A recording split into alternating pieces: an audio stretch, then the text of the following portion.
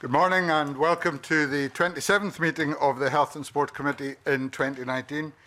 We have received apologies today from Sandra White, and Bob Doris has joined us in her place. Can I ask everyone in the room please to ensure that mobile phones are off or on silent, and please do not record or photograph proceedings as we do that ourselves.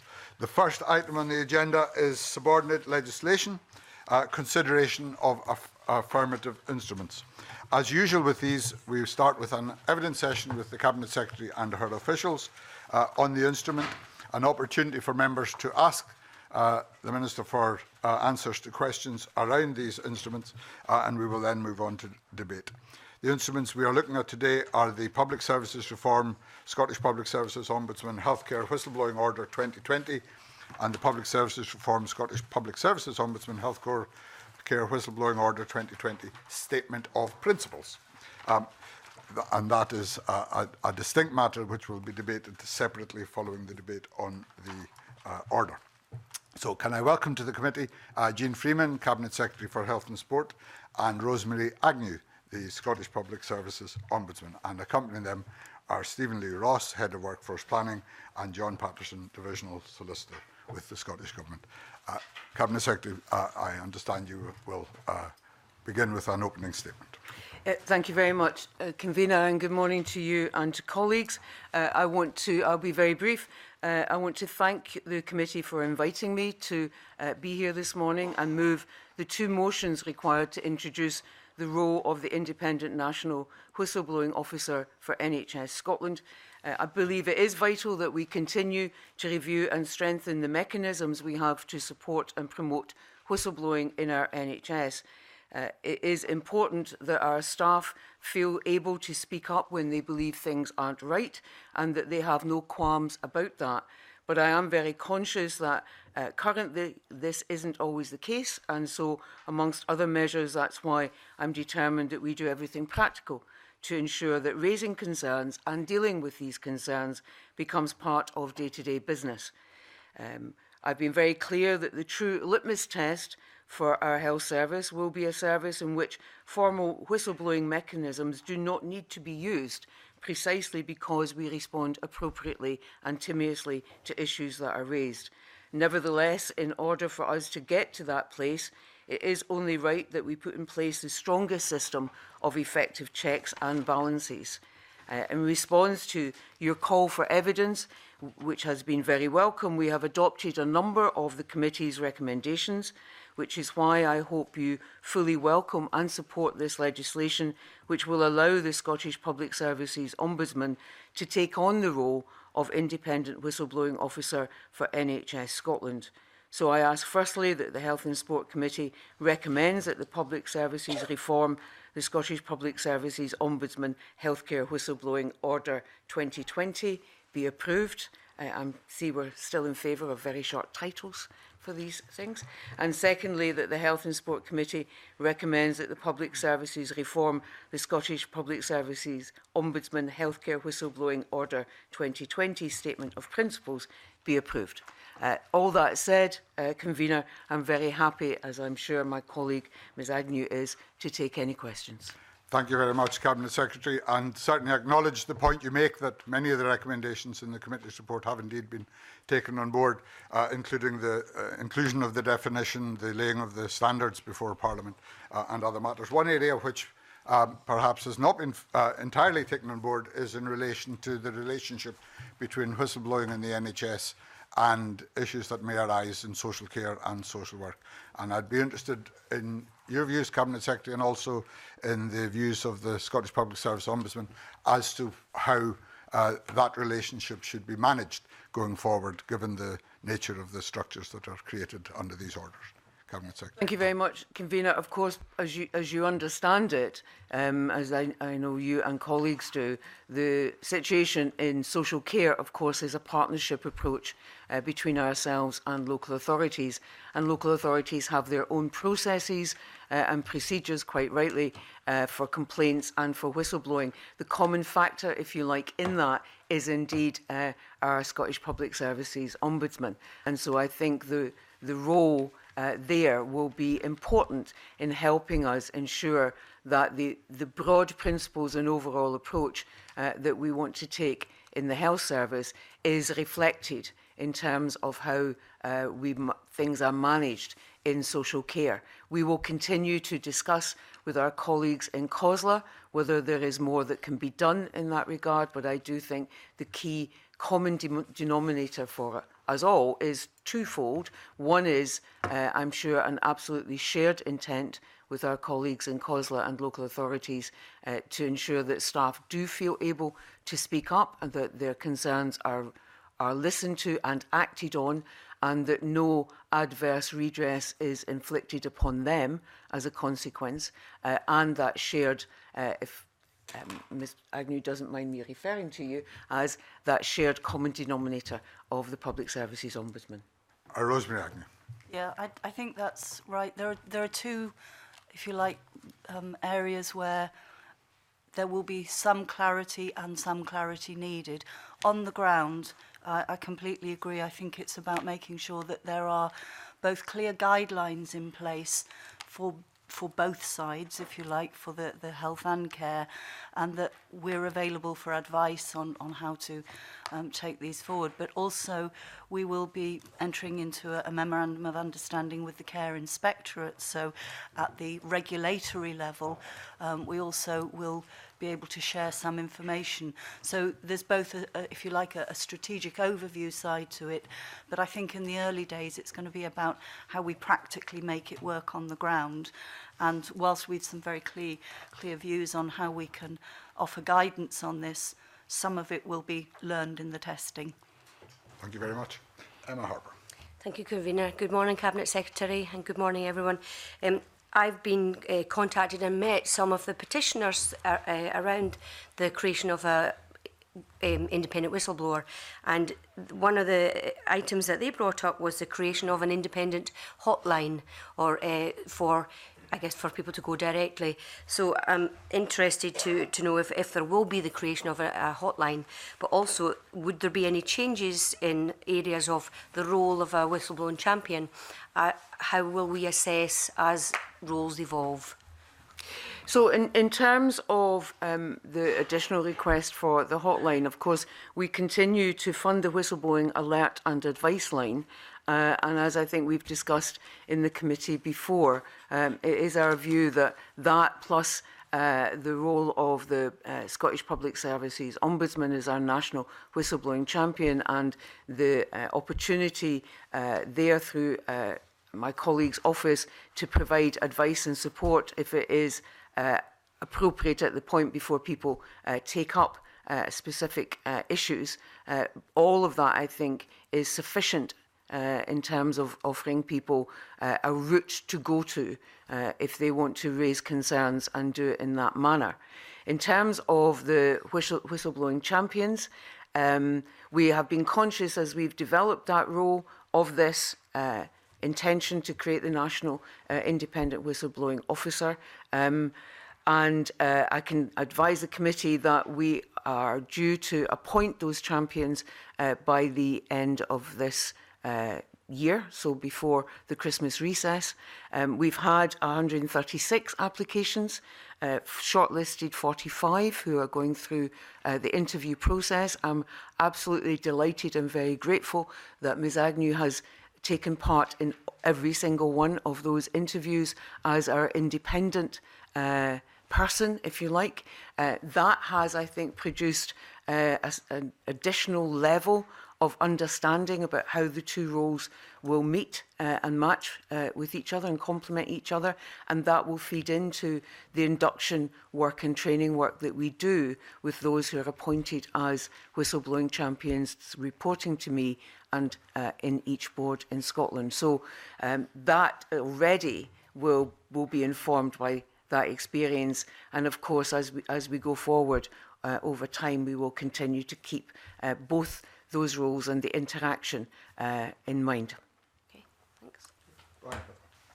Good morning, Cabinet Secretary. Good morning to the panel. I think there's no doubt, Cabinet Secretary, of the intention of this bill. Obviously, you'll be aware of the amount of evidence was taken in the Petitions Committee over a period of time, and some of the worrying trends that were happening, obviously through that evidence. I want specifically to raise. I have several times had representatives of the Scottish Ambulance Service, including the unions, come into my surgeries to raise the issue of bullying and harassment of whistleblowers within that service. And having written to the Scottish Ambulance Service for their responses, really, quite frankly, head in the sand stuff. So I think my question to you would be: the guidelines are all well and good.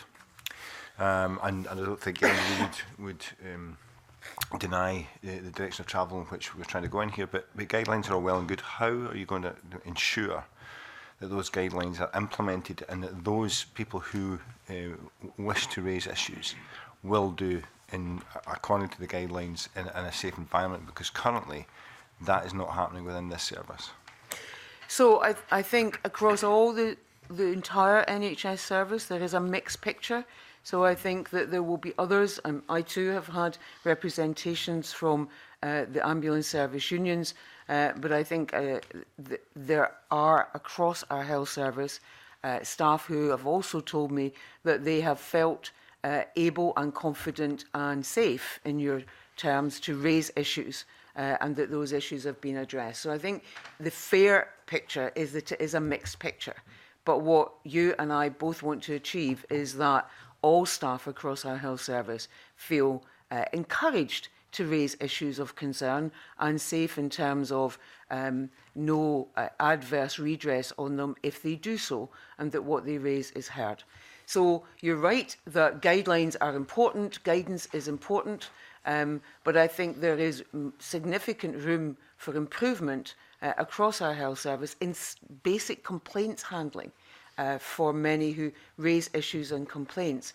And it's all about whether or not individuals understand that the raising of complaints is an opportunity for improvement and learning, or whether they adopt an overly defensive stance. That applies too in the cases of whistleblowing.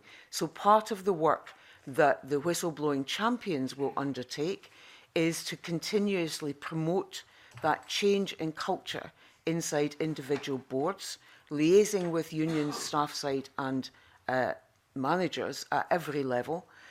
In addition, the work that we lead with the directors of HR across our health boards will complement that, as will the work that is underway in the ministerial group that I chair, that has brought together post-Sturrock a range of organisations and bodies, including our Royal Colleges, our unions, our RCN, GMC and others, to identify the different ways in which all of us can contribute to promoting that positive, safe working culture.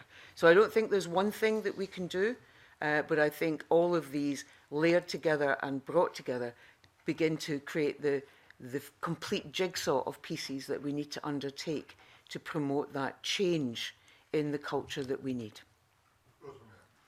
If I might just add to that from the perspective of the standards and the principles, which obviously I'm responsible for ensuring are implemented and monitored. One of the things that we have emphasised following feedback on the draft standards is in relation to complaints about how whistleblowing concerns are handled that have not been through the public body, through the NHS organisation first. We refer to these as premature complaints.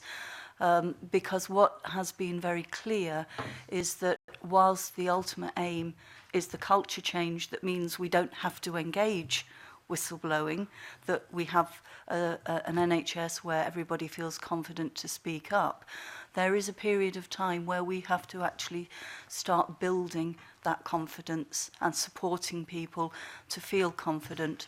So one of the significant differences between whistleblowing complaints and other complaints that we look at is how we get involved at that first stage. We've made it very clear that people can come directly to us They don't always have to go to their organisation first.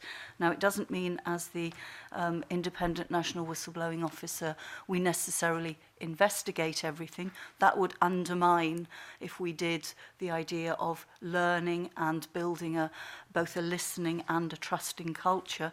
But it does mean that we can get very differently involved at the outset to hopefully give whistleblowers that confidence that they're not doing this all by themselves and that somebody is monitoring what's happening. So I suppose what I'm trying to do here is give you some reassurance that we have picked up some of these issues in the way that we intend implementing, monitoring and using the standards as part of this wider jigsaw. Also, as was mentioned, I've been involved with the recruitment and interview of the whistleblowing champions, and what that has given, I think, is some insight in how the relationships will work, because obviously whistleblowing champions are not under my jurisdiction, for want of a better phrase, but it is vitally important that in giving their assurance to boards and their championing how whistleblowing works on the ground, that they have access to the advice and guidance that my organisation can give as well. So I feel that we're, between us all, putting together a fairly robust framework for this. If I could just... There will be an opportunity in the debate, Brian, but if you have a further question you want to ask the Minister, do so now. You raised the issue of culture, which is in essence what's central to the whole whistleblowing issue.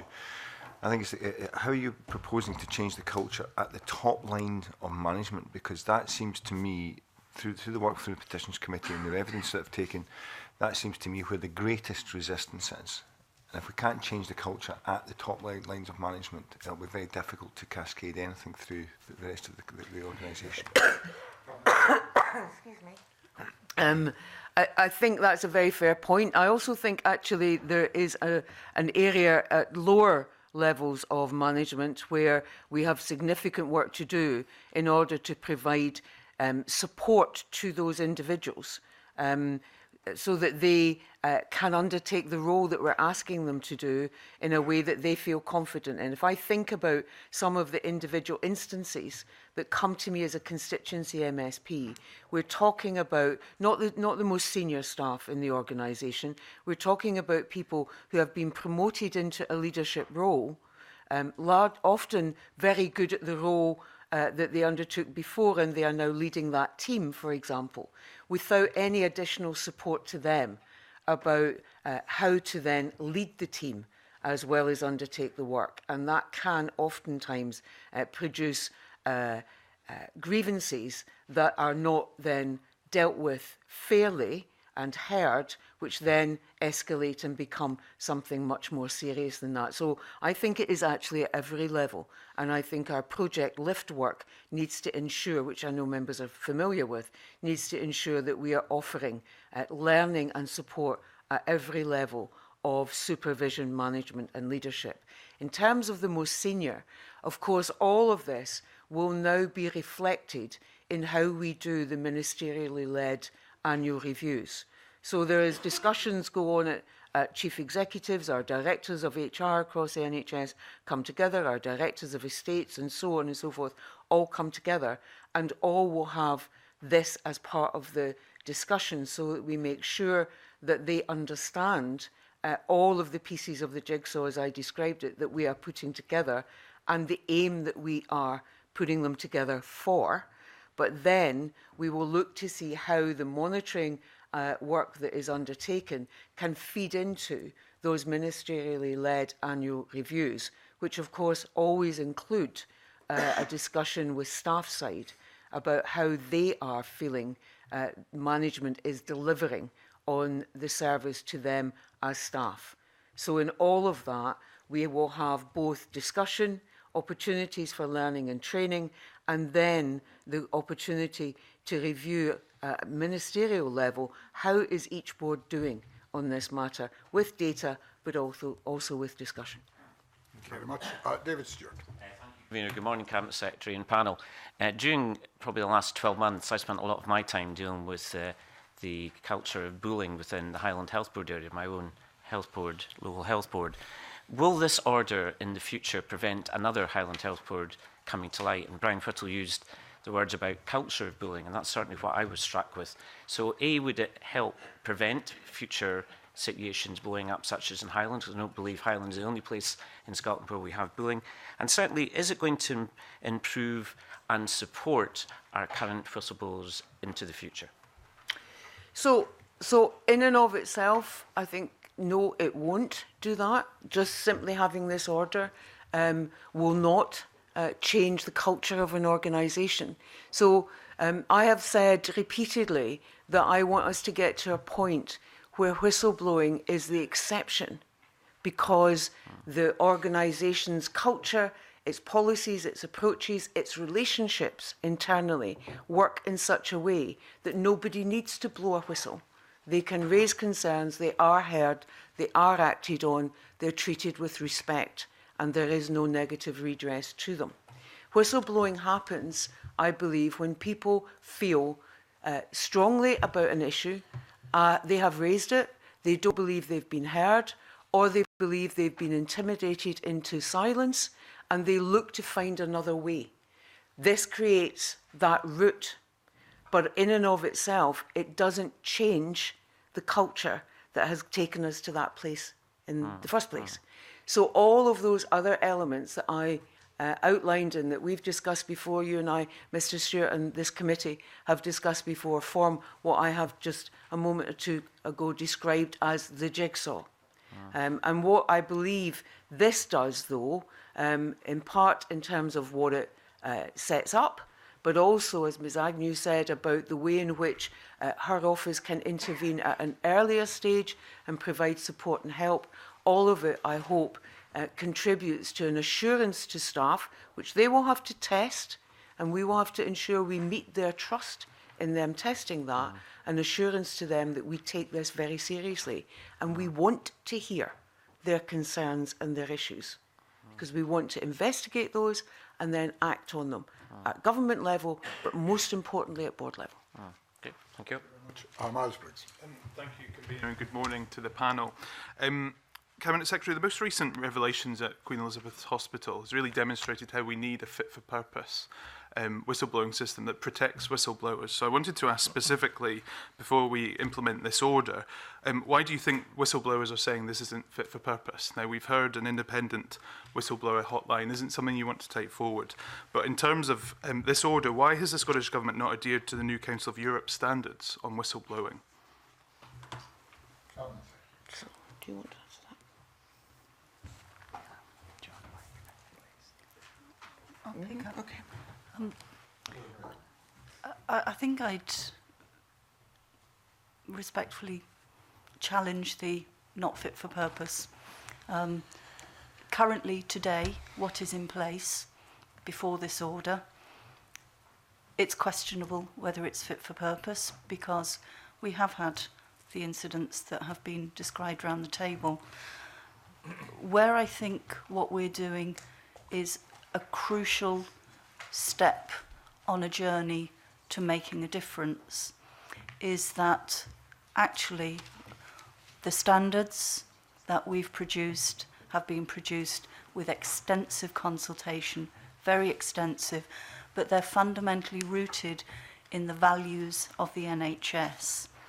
They recognise all the issues that whistleblowers and those who scrutinise at the moment whistleblowing have raised.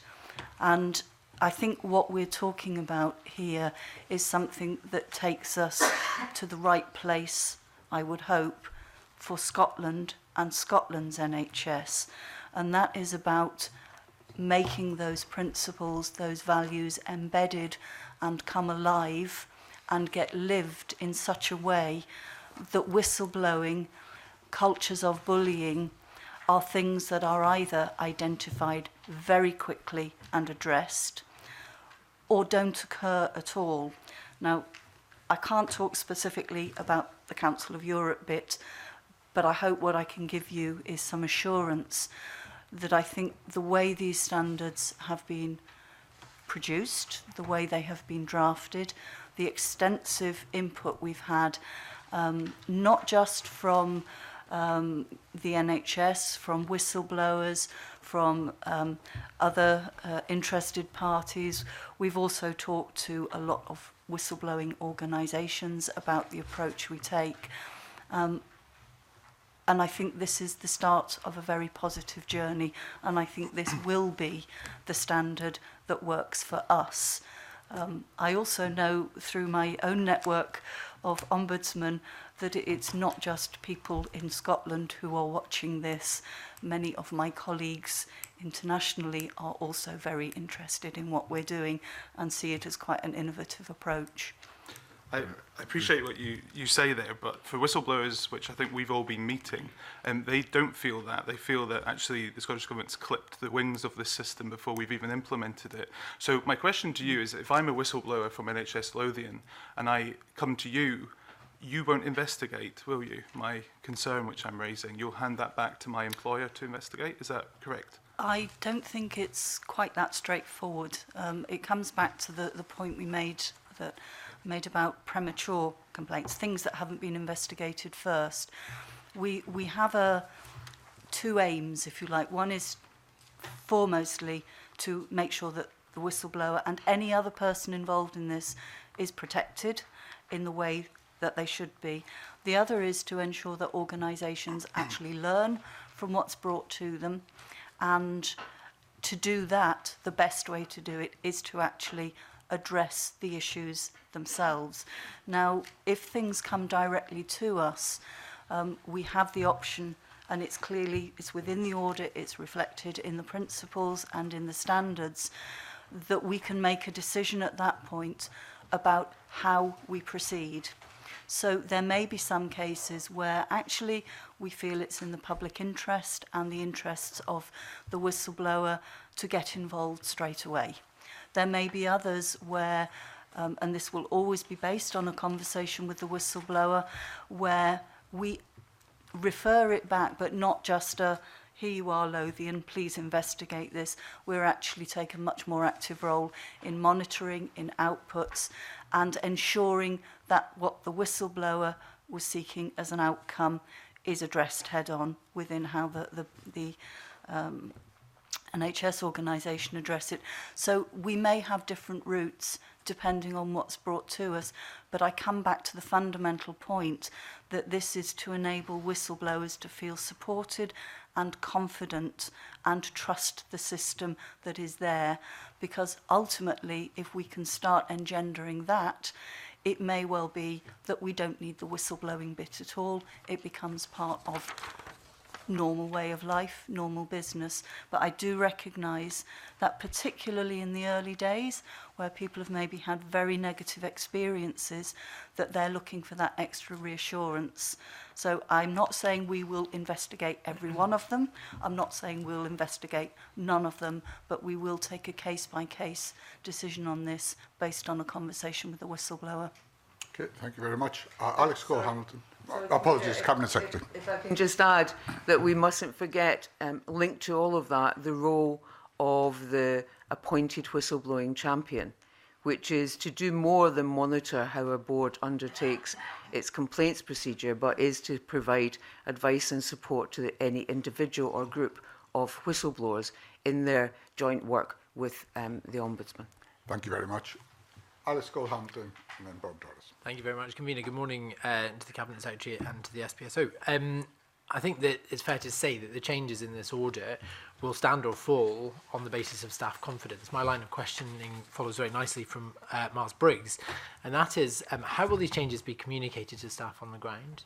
How will they know what merits whistleblowing as opposed to normal kind of grievance procedures?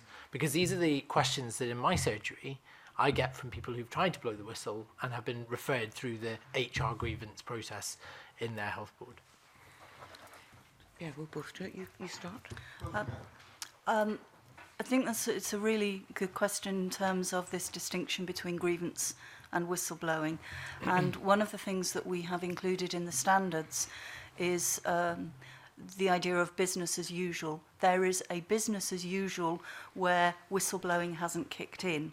But one of the first things when somebody does make a whistleblowing raise a whistleblowing concern, is to ensure that the NHS organisation send it down the right route. If it's a grievance, it should go down an HR route. If it's whistleblowing, it goes down the whistleblowing route. There will be those where it's a little difficult to establish, and I would see that's where some of the role of the whistleblowing champion in terms of advice, or coming to our organisation in terms of advice, is important.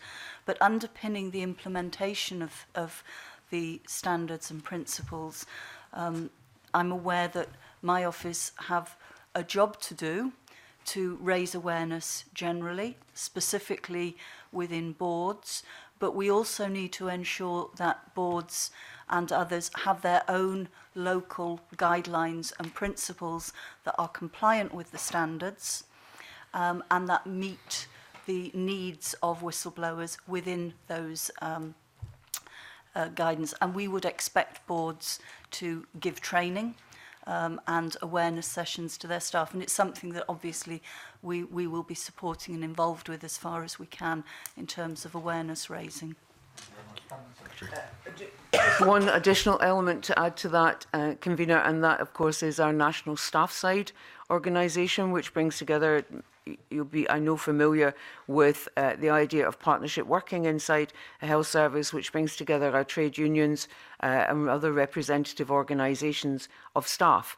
We have a national staff side body, and so there will be, they're aware of this, there will be further discussions with them about, respectively in their individual boards, that they come together into that national body from what more they believe would be helpful to them as individual staff reps, so that they can properly advise those that they represent about how this will work. Thank you very much. Bob Doris. Very much, convener.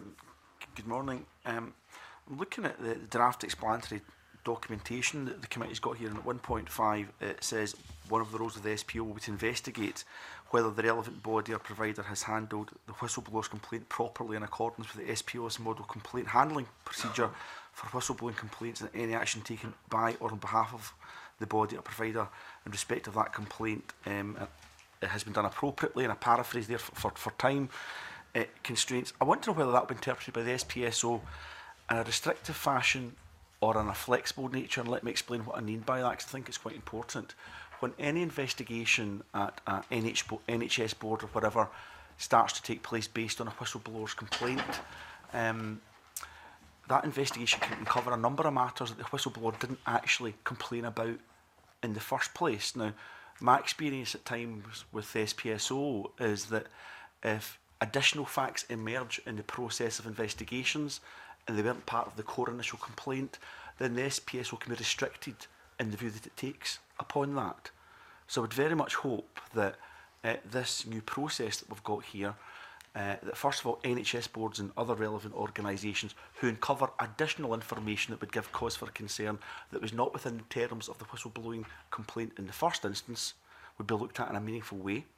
But more importantly, when this gets to the SPSO as Independent National Whistleblowing Officer, that the SPSO would take a view on those additional facts that may emerge also, because a restrictive view would be, well, actually the complainant or whistleblower didn't complain about this in the first instance, those matters have been looked at appropriately, but it might not take account of all the additional information that emerged during the course of the investigation, because as things currently stand, in other aspects that the SPSO handles complaints, that doesn't happen. Can we get reassurances in relation to this whistleblowing protocols that will exist?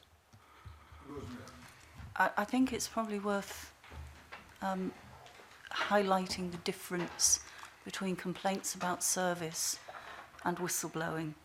Complaints about service generally are about something that has happened in the past.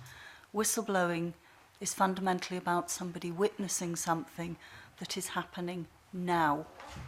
And by definition, the whistleblower may not have witnessed everything relating to a particular issue. So whilst I can't say absolutely every time we'll go as far as every single line that where something is raised. I do think what this means is, with the focus on patient safety and on treatment of those who are involved in a whistleblowing complaint, we have to go as far as we can to ensure that the whole issue is looked at and the way that the board looked at it. Now, I don't think we would be in a position of looking for additional things, but if issues did emerge, then the nature of whistleblowing complaints, I think, means we are following different lines, perhaps in a slightly different way than we would with straight service complaints. So I don't know if I've given that answer clearly enough in the sense of, I'm not saying we will do it every time, but I do take your point that the nature of these is quite different, and we probably have a different starting point in terms of where we go. It's also very much, I think, going to be based on a lot of statements and views and interviews with people, more so perhaps than some of the complaint work we do. And I think ultimately we have just got to keep sight of why we're doing this. It's about patient safety, it's about treatment of individuals, and it's about building this culture change. So by definition, we almost have to make sure we look at everything thoroughly. Okay, I'm not quite sure. There was an answer in there, and I'm not trying to be discourteous at all. The point I'm making is, if you have a defensive NHS board, if there's a culture that has to be addressed, they might have a very restrictive view of any complaint that comes in from a member of staff. And the nature of complaints, whether it's in the past or things that are currently going on, as things unfold and more information comes into the public domain, there are additional things that need to be investigated and checked out. But if that didn't form part of the initial complaint, we need to make sure that the NHS board will follow through on that. And if they don't, we have to make sure the SPSO will follow through in making sure the NHS board do the right thing. So I think that's the kind of reassurance that I'm looking for. I think I'll give you that reassurance. Okay, thank you. Thank you very much. Colleagues, I believe that exhausts, unless the Cabinet Secretary wanted to add something to that last point. No, that's fine. We will then move on to the next item on the agenda, which is the formal debate on the first of those orders, which is this Public Service Reform, Scottish Public Services Ombudsman Health Corps Whistleblowing Order 2020. In a moment, I will invite the Minister to move the motion. Can I remind colleagues that, and can I thank Rosemary Agnew and other officials and officials at the table, but they will not be taking part in this debate, and remind colleagues that we now move into a formal debate process. I'll invite the Minister to move, members to contribute, and then the Minister to sum up. Cabinet Secretary. Thank you very much. Excuse me. Thank you very much, Convener. I'm happy simply to move the motion. Thank you very much. That's motion 19757 moved. Can I invite ministers to members to contribute to the debate? Miles Briggs. Thank you, Convener. And to look at what the committee's been doing to date on this, I think this is a missed opportunity for us to have actually created a fit-for-purpose whistleblowing system in Scotland. So I want to put that on the record, because there are real concerns still that this isn't going to meet the needs of whistleblowers. So I don't want to see this held up, so we'll be supporting this order moving forward, because we need to actually improve the situation to protect whistleblowers in Scotland. But just to put on the record, I hope we can look at this further and any future reforms brought forward as quick as possible, because it's really important, especially what we're seeing across health boards from the Highlands to Glasgow to Lothian to Tayside. And that is so important that we get this fixed and a system that's fit for purpose. So that's where we will support this amendment today, the actual order, but I think we could have produced a much better system which would protect Scotland's whistleblowers. Thank you very much. I see Brian Whittle. Thank you, Convener. I think, moving on from Miles Briggs, I'm trying to look at this from the perspective of those who we've heard evidence from who have attempted to whistleblow and have found themselves in the wrong end of sort of harassment and bullying. And from their perspective, you know, I think absolutely admirable the aims and objectives of where we're trying to go with whistleblowing. The fact that it's recognising that it is a problem.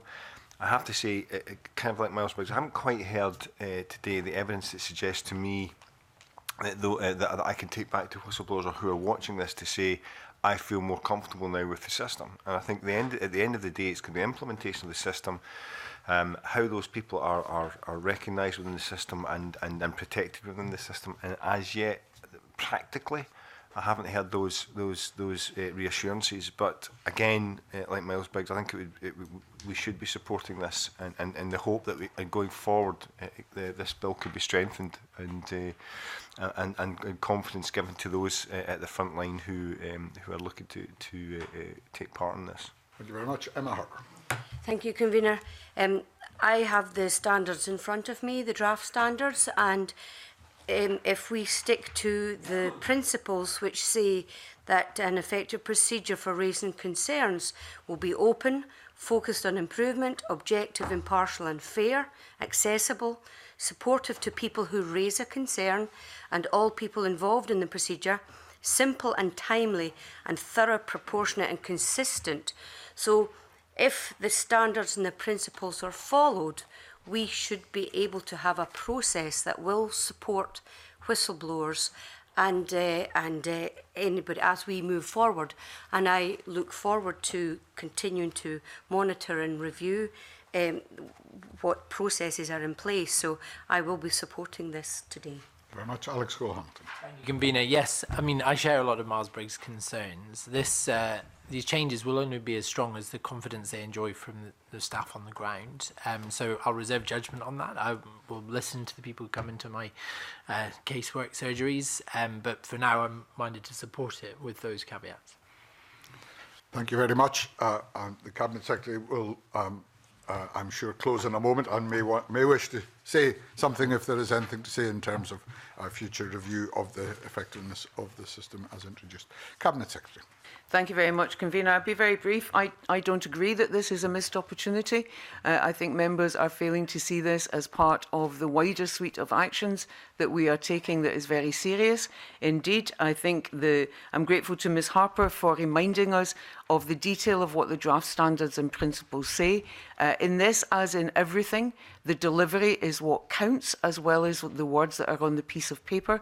I don't think there can be any doubt of our collective and shared intent to improve the culture in our health service consistently across the piece. I do want to add a note of perspective to this, and that is to say that we do have many instances across all of our health boards where staff matters, people raising issues and concerns are treated timeously, with respect, are heard and are dealt with.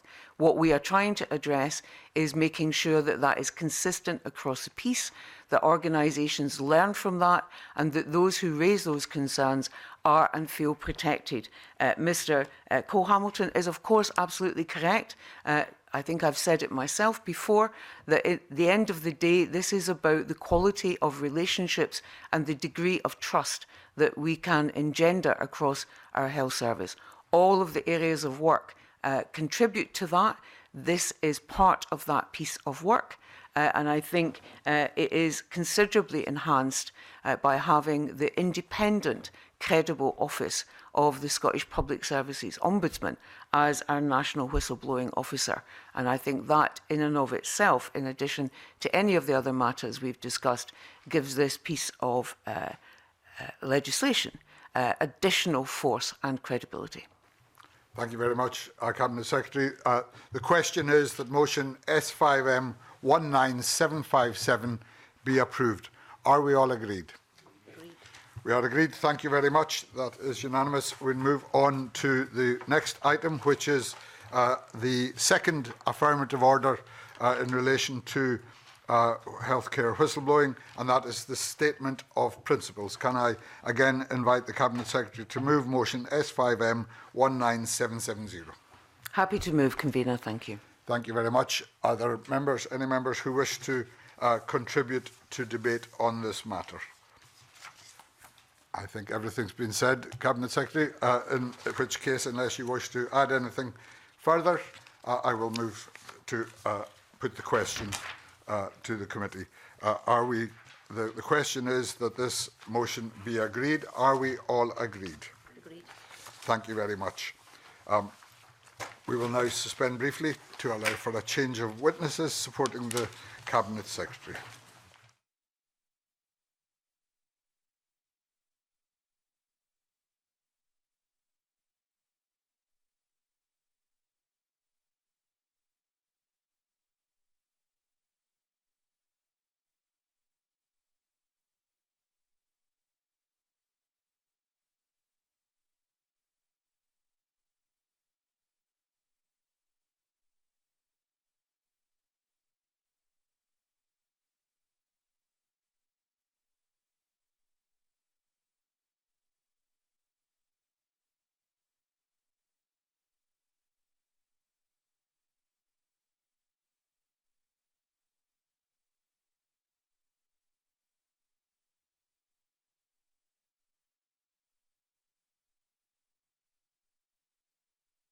Colleagues, the fourth item on the agenda this morning is for the committee to take evidence on health hazards in the healthcare and environment.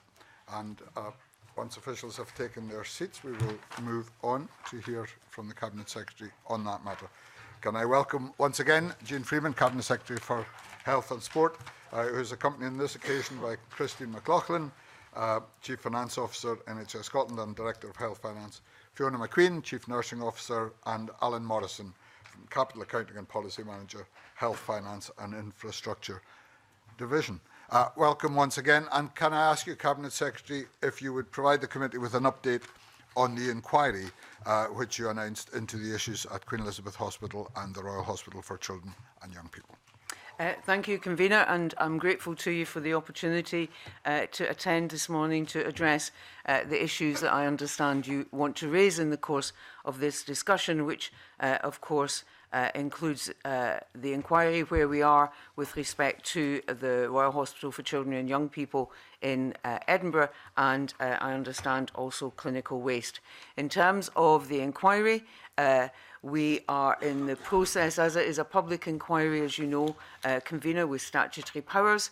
We are in the process of finalising who will lead that with the support of the Lord Advocate and the Lord President. I hope to be able to announce who will lead the inquiry before we get to the Christmas recess. As members are aware, of course, the chair of the inquiry, the public inquiry, has a significant role in finalising the remit of that inquiry, and so we will undertake that finalising work with him or her, and then be able to announce the final remit of the inquiry and its start-up date shortly after we are able to tell yourselves and Parliament who will lead the inquiry. Thank you very much. There is, of course, an independent review already underway in relation to Queen Elizabeth Hospital. Can you tell us briefly whether that will be incorporated in the wider inquiry or whether it will continue to run alongside it? Yes, so there are a number of additional issues to be taken account of in finalising the start-up date for the public inquiry. Those primarily relate to the Health and Safety Executive's investigation. The report of that will go to the Lord Advocate and the Crown Office, and from that they will take a view as to whether or not there are criminal proceedings to be begun or a fatal accident inquiry process to be begun.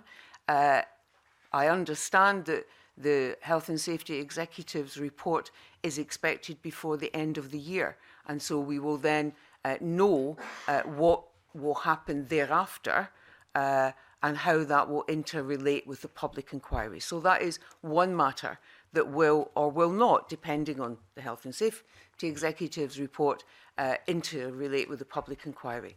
In terms of the independent review that I commissioned on the Queen Elizabeth University Hospital campus, that review is well underway. Our expectation is that the final report will be available and published in the early spring, although it is possible that the co-chairs will find themselves in a position to indicate interim findings and recommendations in advance of that, but that is entirely a matter for them as independent co-chairs. That information, the work that they have undertaken, the evidence they've gathered, the conclusions that they reach will feed into the public inquiry. And whoever is leading that public inquiry will then take a view against their remit as to whether there is more evidence that they wish to take in addition to what has been given to them from the independent review.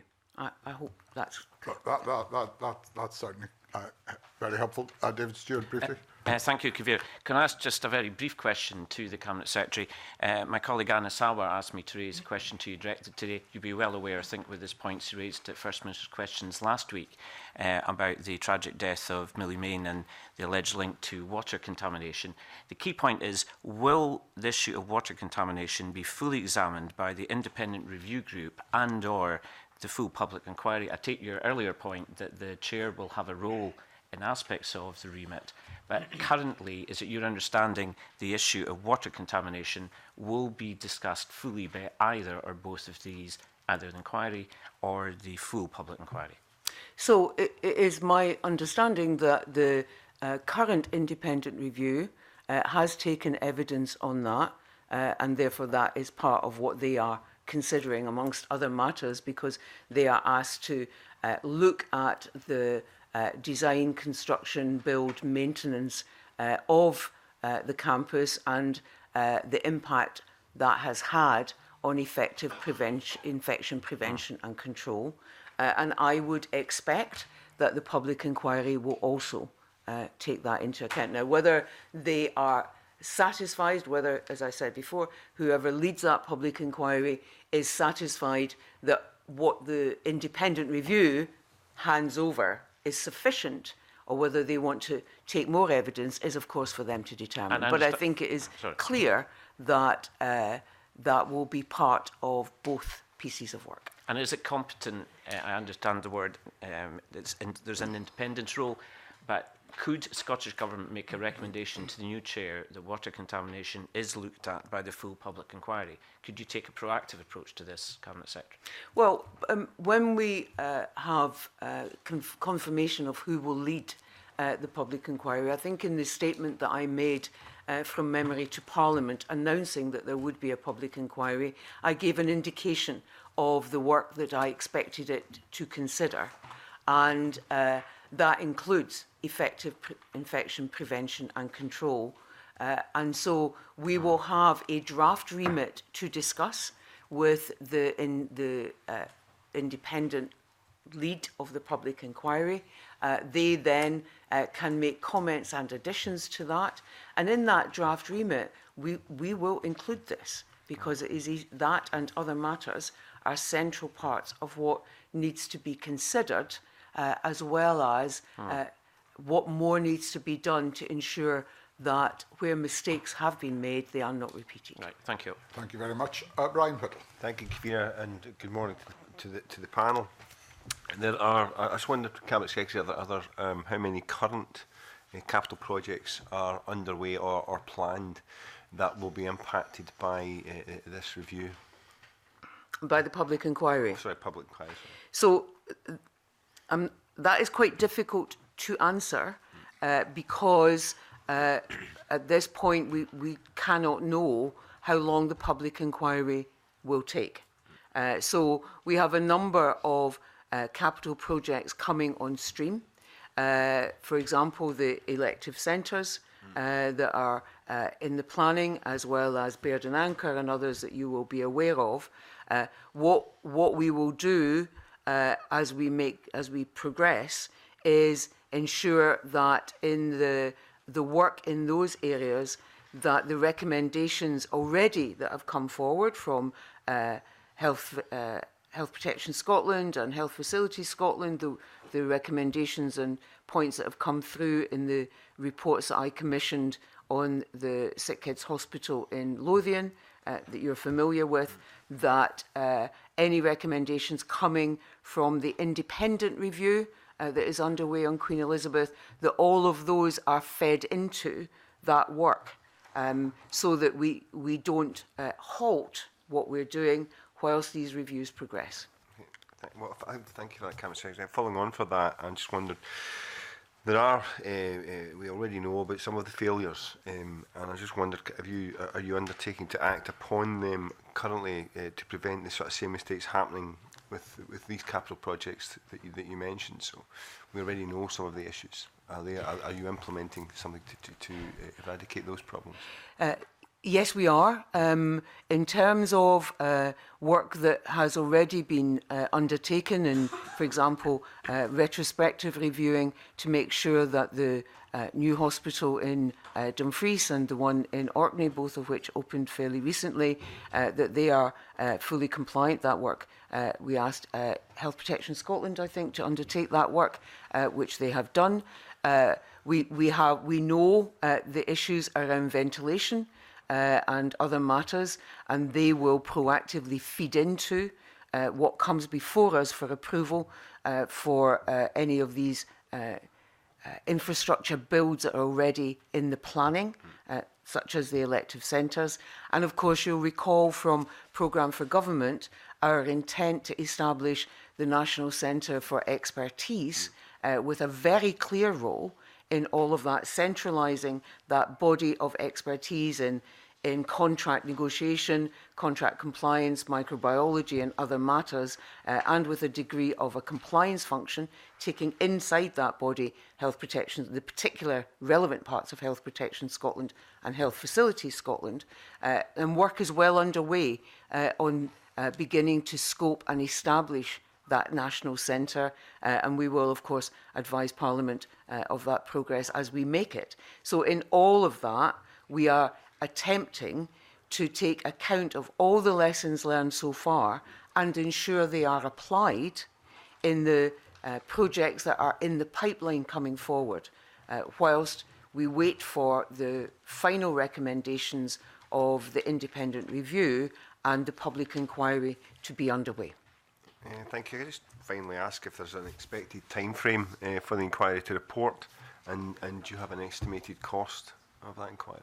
So it's not possible for me to give an expected time frame for the public inquiry at this stage, in part because it is a public inquiry. It is not, it's independent of me, so it's not something that I control, and the public inquiry needs to be led by whoever is appointed to lead it in terms of the view they take about the evidence that is already available to them, the written and oral evidence sessions that they will want to have in order to fully fulfil their remit, and as actually, in a way, partly what you touched on in the earlier session, other avenues of inquiry may emerge as you begin the inquiry.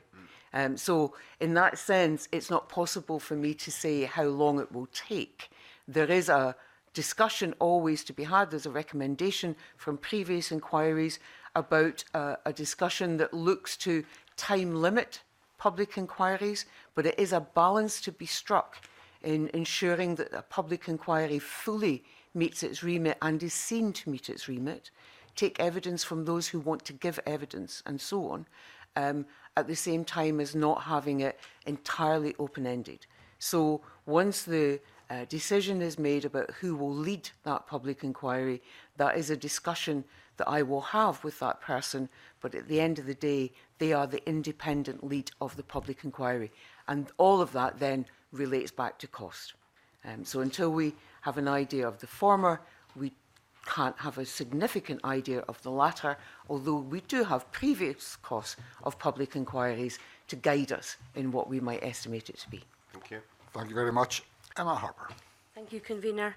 I think a lot of it you've touched on already, Cabinet Secretary, about ventilation and water, and I know that you specifically requested that HEI do an unannounced inspection of the Queen Elizabeth back in 2019, and that their report highlighted a number of specific areas where it could do better at looking at developing a strategy that provides assurance that the cleaning of high activity areas is carried out to an appropriate standard, and that improvements around the estates and facilities in regards to cleaning, environmental damage and water management, and that they were to strengthen the governance around infection prevention and control.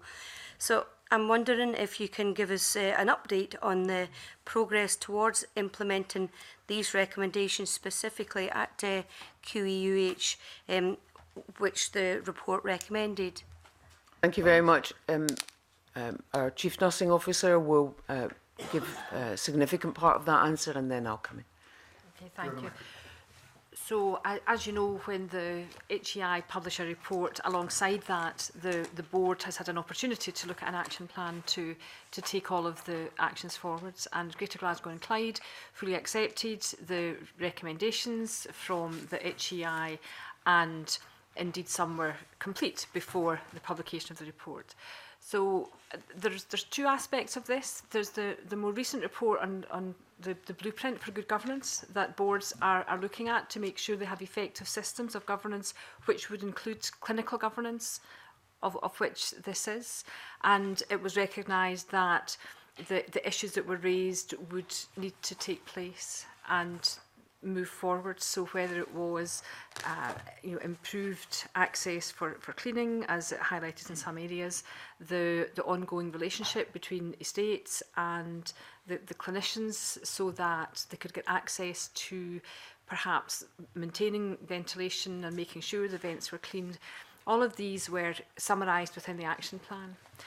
And 6 months later, the GG&C would provide an update or a summary to Healthcare Improvement Scotland, and of course Healthcare Improvement Scotland at any time can go and review progress of any board, and they would have a view as to whether they would go and inspect to see what progress there had been. So action plan submitted, accepted by Healthcare Improvement Scotland, ongoing monitoring, and it will be for Healthcare Improvement Scotland to go back at a time of their choosing. Cabinet Secretary, did you want to add anything at this point? No, I think that's sufficient at this point. I'm familiar with hand hygiene audits, and in my work as a clinical educator, we spent a lot of time focusing on hand hygiene, especially washing your hands, keeping the critical areas clean. What are the processes and the protocols? So I'm assuming that part of any plan would be education and tracking of education, so that all healthcare workers, and nurses, doctors, allied health professionals, are part of a process of integration of education, so that we make sure that simple things like hand washing is something that we can support and promote and make sure people are doing properly. Yes, it is. And of course, as you know, if you take something like hand hygiene audits also pick up where perhaps every aspect of good hand hygiene is not always being followed, and then there is an intervention to ensure that staff are retrained, if you like, or their training refreshed, so that they remember every element that they need to go through, and that covers staff across those areas that you've described as well.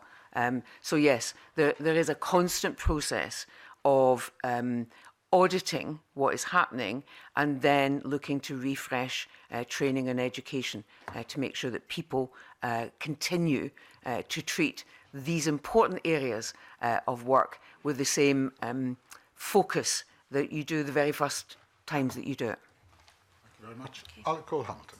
Thank you, Convener. Thinking specifically about the Royal Hospital for Children and Young People in Edinburgh, which currently lies empty and still costing the taxpayer £1.4 million a month. In light of NHS Lothian revealing that the wrong ventilation equipment was used at the RHCYP, would the Cabinet Secretary now reconsider her response to the committee's request for a review of equipment in all high-risk clinical areas, not just recently built facilities, but if we've set a standard as to what air ventilation should be in critical care, then should we not be reviewing all settings for that critical care? So we asked Health Protection Scotland, I understand, his Health Facilities Scotland, sorry, to review the most recent builds, as I'd said earlier at the outset, to ensure that they were compliant in the manner in which we'd expect. We then have to, if you think about the entirety of our NHS estate, then to undertake that complete inspection that you are suggesting is a significant piece of work that then means we don't have some of the resources that we might need in order to ensure that the hospital in Lothian meets its timetable for being ready, that I've set out, that is really important that it is met and it is up to standard in all of those areas. So there will be a piece of work that looks to where are the additional critical areas that we would want to ensure are meeting the standards, where and working our way through, if you like, in order of priority. So I don't believe I said it was something that would not be done, but I made the point, as I'm making now, that the exercise in its entirety is a significant one. So we have gone to the most recent builds. We are looking ahead, as I set out for Mr. Whittle, to those builds that are in the pipeline coming. And then we look at what more needs to be done in other sites where we start with the most critical areas in terms of impact on patient safety. So to clarify then, Cabinet Secretary, you're telling the committee, and nobody here expects you to undertake a review of the entirety of the critical care estate and remedial work within before Christmas or any time soon for that matter, but following that sequencing of events of looking at new builds and those in pipeline, are you undertaking that there will be, even if it takes several years to complete, a review and remedial work to all critical care settings in the Scottish Health Estate? Oh, it would be remedial work if that was required. So we need to be clear about that. But yes, we will work proactively with boards in terms of their whole schedule of maintenance and inspection, as well as what Health Facilities Scotland undertake and others, to ensure that we systematically ensure that all those critical care areas, right, are at the standard that is required. Okay, thank you. Can I move on? I've got one more question, just on the sequencing of events that led to the abandonment of the decant from the site at the Old Sick Kids into Little France. That happened, we understand that happened roughly 100 hours before that was meant to commence. Yet we know that the flaw was built into the environmental matrix when the tender was first issued, and that several opportunities, and that comes from the report that was commissioned by consultants by the government, several opportunities were missed to identify that problem. How was that problem finally identified? Who identified it, and why could they have not done it sooner? As always, Mr. Cole-Hamilton, you and I slightly disagree on language. I would not describe it as an abandonment. I halted the move in the interest of patient safety. We now know that the issue around ventilation in critical care stemmed both from failure in the initial environmental matrix and a number, as you recall from the KPMG report, a number of what they described as missed opportunities to correct that. And so that environmental matrix became the thread that ran through. And that was not picked up. What happened was that in the final independent assessor check of the ventilation in critical care, it was identified at that point. So that was the final check, a matter of days before the staff and patients were due to move to the new site. That final check identified that in those areas where the air change should be 10 times per hour, it was not 10 times per hour. And consequently, that is then not the right situation for us to move patients and staff into. And that's why I undertook the halt. And because that was identified so late, that is also why I commissioned the additional work to check all other critical areas of the site to ensure that they were compliant. And as you know from the 2 NSS reports, there is more work to be done, but that work will be done in parallel to the work that's undertaken on critical care. Final question, Convener. In that independent assessment that led to the revelation about the flaw in the air change in the critical care setting, is there an argument then that that independent assessment regime should be undertaken throughout the build rather than at the very last, or does it happen already and it was just missed? Independent assessment does happen throughout the build at a number of key points. But of course, one of the things that the public inquiry needs to look at is what more can we do? One, what is the nature of independent assessment sufficient for our purposes, sufficient to give assurance, or should we require more from independent assessment? And what more needs to be done in terms of, if anything, in terms of the frequency of independent assessment and where that report then goes and the requirement on the receiver of that report to act. So there are a number of things that the public inquiry needs to get behind, including, as I've said, the nature of independent assessment, what is actually involved there. Thank you very much. David Torrance. Good morning, panel and Cabinet Secretary. Can I ask, what role did Health Facilities Scotland have in ensuring that the Royal Hospital for Children and Young People complied with relevant guidance to do with the ventilation system? And the reason I'm asking this is coming from an engineering point and a design engineer.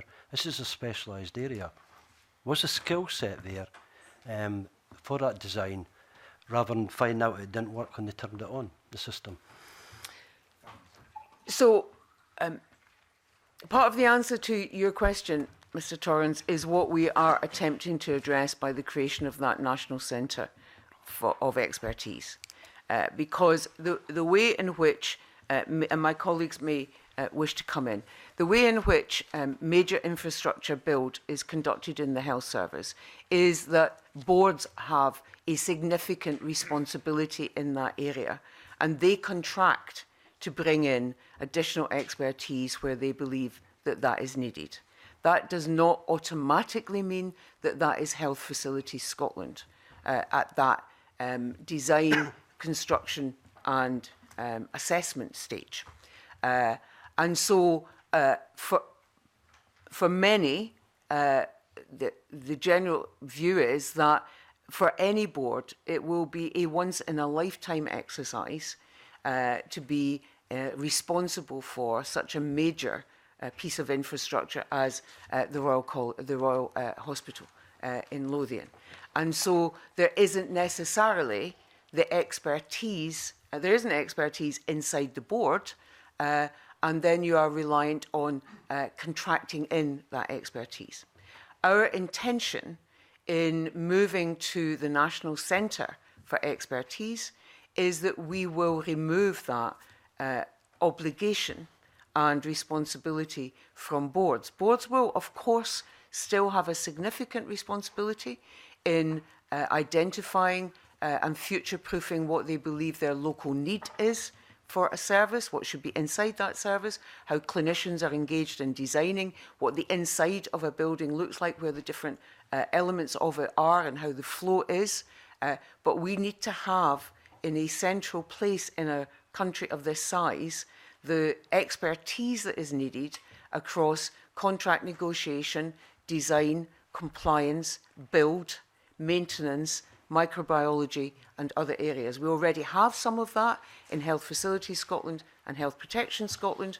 We need to add to it, and that will then become the central place where that work is undertaken, working alongside boards. So we shift it away from entirely a board's responsibility into a national responsibility working alongside individual boards. Thank you, Convener. When work goes out to tender, What responsibility does a contractor have to check that it's building to international standards, as there is in all ventilation systems? What's the responsibility? I don't know. Alan or Christian? So it will be done in conjunction with the boards, the technical advisors, that as they're going through the specification for the hospital, it will be, the onus will be on them in conjunction with the boards to can identify what is required, because it's not just kind of because there's healthcare specific guidance that applies, as well as building standards and more kind of general kind of guidance. So it's a kind of combination that where they arrive at the conclusions. Okay. Thank you very much. 2 brief supplementaries on this. Emma Harper. Thank you. I know that decisions to halt the move of patients are not taken lightly, and patient safety is a huge concern. And, you know, when we're looking at immunosuppressed patients, bone marrow transplant patients, anybody who is potentially at risk, we've got superbugs like vancomycin-resistant enterococcus, carbapenemase, I hope I'm getting that right, resistant bugs, and MSA, MRSA. So these decisions are not taken lightly, so we need to obviously make sure that patient safety is the number one or the top priority. So I guess I'm interested in hearing about the whole focus on protecting the patients who are the ones that would be at risk if they were moved when the hospital wasn't ready. So you're absolutely right. Patient safety has to be the number one priority in our health service, recognising that there will always be limitations to how much you can protect against infection. As you say, new strains of bugs emerge all the time. So the key is to ensure that the expertise in terms of microbiology and other matters are built into how we design and build, but also built into and constantly reviewed in terms of how we undertake infection prevention and control measures, so that we identify infection, we identify it when it happens, we take steps to address it, but we also take steps to prevent its spread and control it, some of which you've touched on, but there are other steps that need to be taken in terms of mitigation measures against part of that is ventilation, part of it is other areas to prevent the spread of infection and treat infection where it arises. I'm not sure if that fully answers your question, Ms. Harper, but perhaps the CNO might want to say a bit more about what we do in that area. I think the Cabinet Secretary has talked about the hospital, the building, in terms of the use of ventilation, the use of single rooms, the use of positive pressure rooms as well. So there's a number of factors that can be put into the built environment. Then you've already said, Ms. Harper, about the standard infection prevention control measures that not just clinicians but all staff take, including our estates team, who have a particular way when they are carrying out any maintenance or any construction within the hospital. You've talked about the emergent threats, and yes, people who have their immune system isn't working as well as it could be because of their illness are always more susceptible to infection. So unfortunately there will be times when people, no matter the best efforts, people will have an infection. What our job is to minimise that as much as possible, and that's why we look at ongoing monitoring through boards every month, look at Clostridium difficile as well as E. coli, and increasingly Health Protection Scotland are coming up with advice about what organisms we monitor. So whether it's in water testing or when a very unusual organism comes into the laboratory, that triggers particular actions to be taken. So the constant new knowledge, constant new practice and changes in practice And obviously from the Queen Elizabeth, we are learning in terms of what the alert organisms should be, how much of them there are in the background, because they have always been there, whether it's in soil and water. And those of us with healthy, robust immune systems have nothing to fear, and we deal with it quite comfortably. But unfortunately for some of our patients, that's not the case, which is why the increased monitoring and triggering of observation when that happens is increasingly important. Yep, thank you. My point was it's complex. There are multiple approaches that need to be put into place to protect patients, to protect healthcare staff, protect from cross-contamination. So there's loads of things, whether it's the built environment, air quality, water management, hand washing. It's very, very complicated, and it's a moving feast almost with the challenges of the resistant organisms that we're seeing and the antibiotics that are not working for those organisms anymore. Thank you very much. Brian Whittle. Thank you, Gabina. Just moving on from David Torrance's questioning there, I think the Cabinet Secretary quite rightly highlights the halting of the use of the Enra Hospital, Six Kids Hospital, was because of safety standards or fail to comply with safety standards, and the delivery of public service is of paramount, especially when using public funding as well. I think the failure to comply with safety standards, I'm interested because there is liability here in some way, and I'm just wondering whether the inquiry will include procurement. Because I apologise if I've picked you up wrongly here, Cabinet Secretary, but you're saying that around the procurement and the specification element of that, there were gaps in expertise. So I'm just wondering whether or not, which I think in itself is a worry, if things have gone ahead with those gaps, but will procurement form part of the public inquiry right the way back to the very start? So I don't think I said there were gaps in expertise, and if I did, then that was not my intention. What I was saying was that for an individual board to be entirely responsible is a responsibility that they will have once in their lifetime, if at all.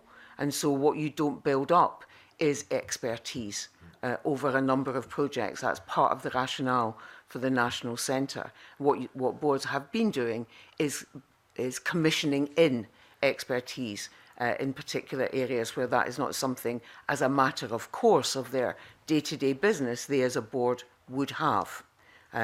So I hope that particularly clarifies it. In terms of liabilities and so on,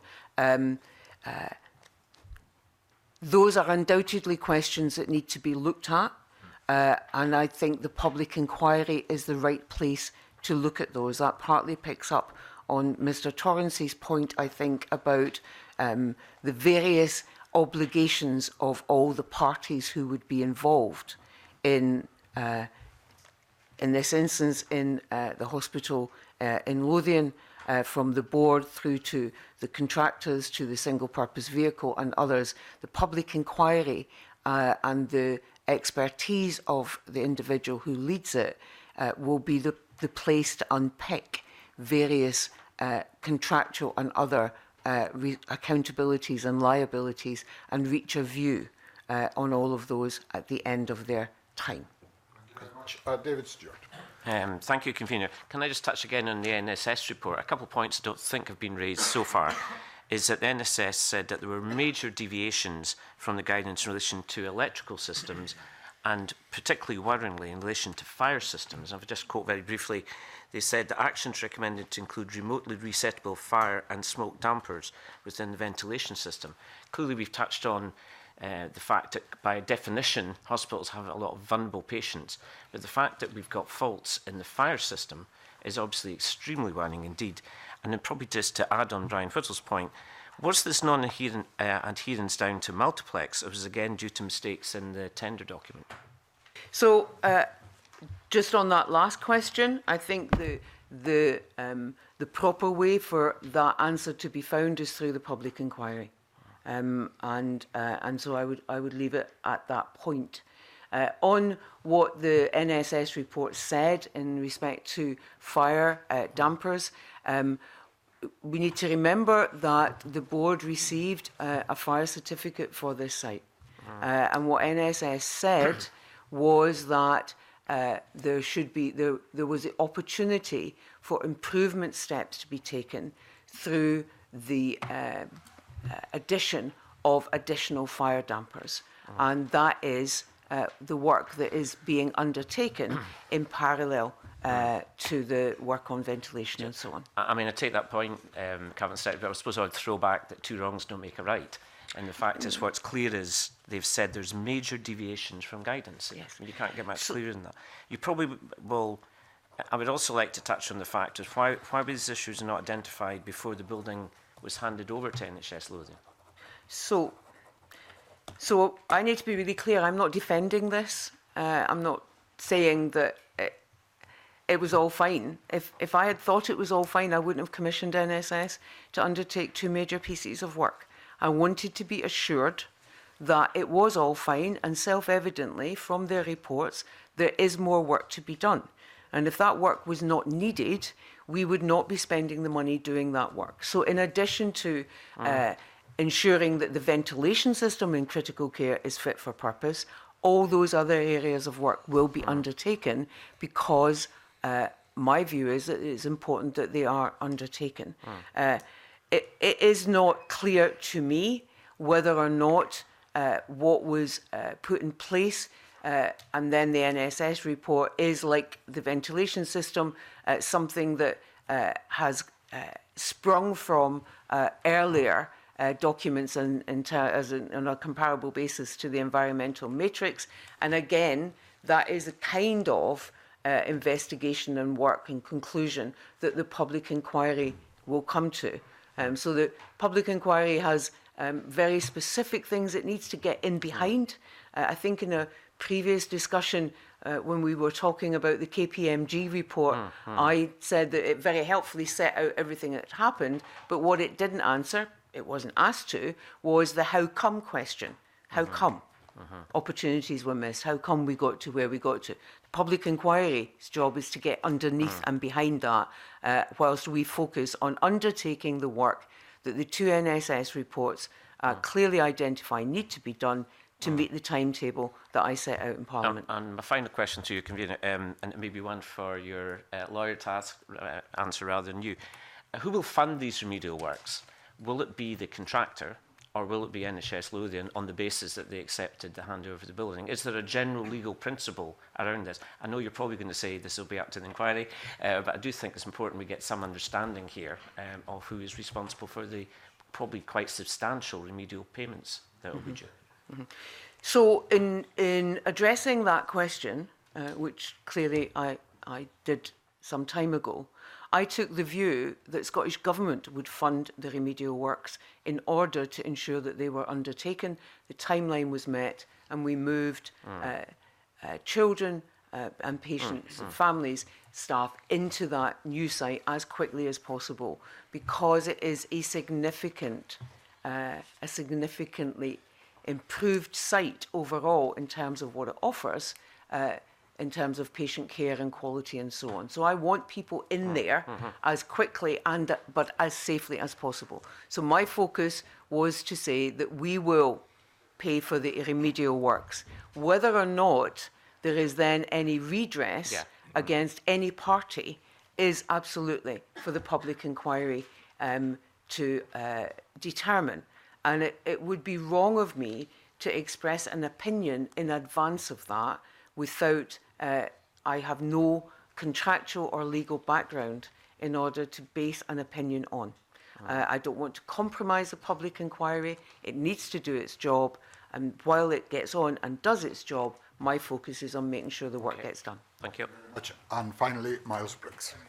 Convener, good morning to the new panel. I wanted to specifically ask some questions around hospital waste and the problems we've seen there. So my first question is, how many tonnes of medical waste is currently being stored in Scotland today? Okay, how many tonnes are currently being stored in Scotland today? I think that is 500. Am I right? I think it is 500 tonnes. And in terms of monitoring and inspecting where it's being stored and the protection to our environment, to actually communities, what work's going on around that?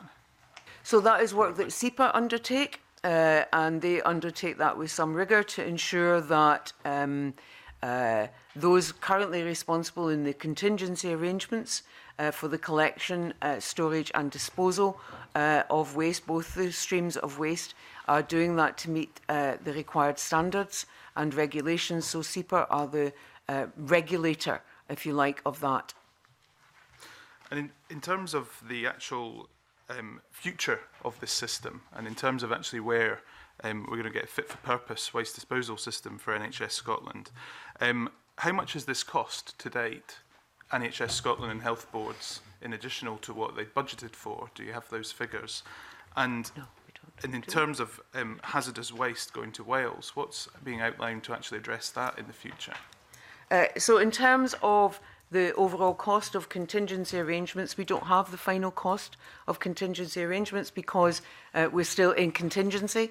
And I think I said on more than one occasion in the Parliament that when we move from the contingency arrangements to the final arrangements with the new contractor, at that point, I will be able to advise of the additional cost of contingency over what was the planned cost for the original contract. And so I will do that at that point. In terms of the transportation of waste to England and Wales, my understanding is that no bidder for the new national contract offered an option that would take that waste other than outside. But the new contractor, Tredebi, are looking to build a site and now I believe have planning permission at Bells Hill, where they will be able to dispose of a significant proportion. That will be their transfer station and their area for processing waste. And they will be able there to dispose of a significant amount of the waste collected. And can you give a guarantee that no hazardous waste has been burnt in a non-hazardous incinerator in Scotland then? My view would be that had that been the case, SEPA would have alerted me to it. I have had no alerts to And that. SEPA haven't relaxed any licensing around this then? Not that I'm aware of, no. Okay, thank you. Thank you very much, Cabinet Secretary. Very grateful for your time this morning. And it would be very helpful to the committee if you were able to bring us up to date on some of those matters that Miles Briggs raised around the new contract at an appropriate time, recognising you don't yet have all of that information to hand. Thank you very much to you and your colleagues for your attendance. We will now have a short suspension. Can I remind members that members will be moving seats during this suspension, so please gather up your goods accordingly. I suspend this meeting.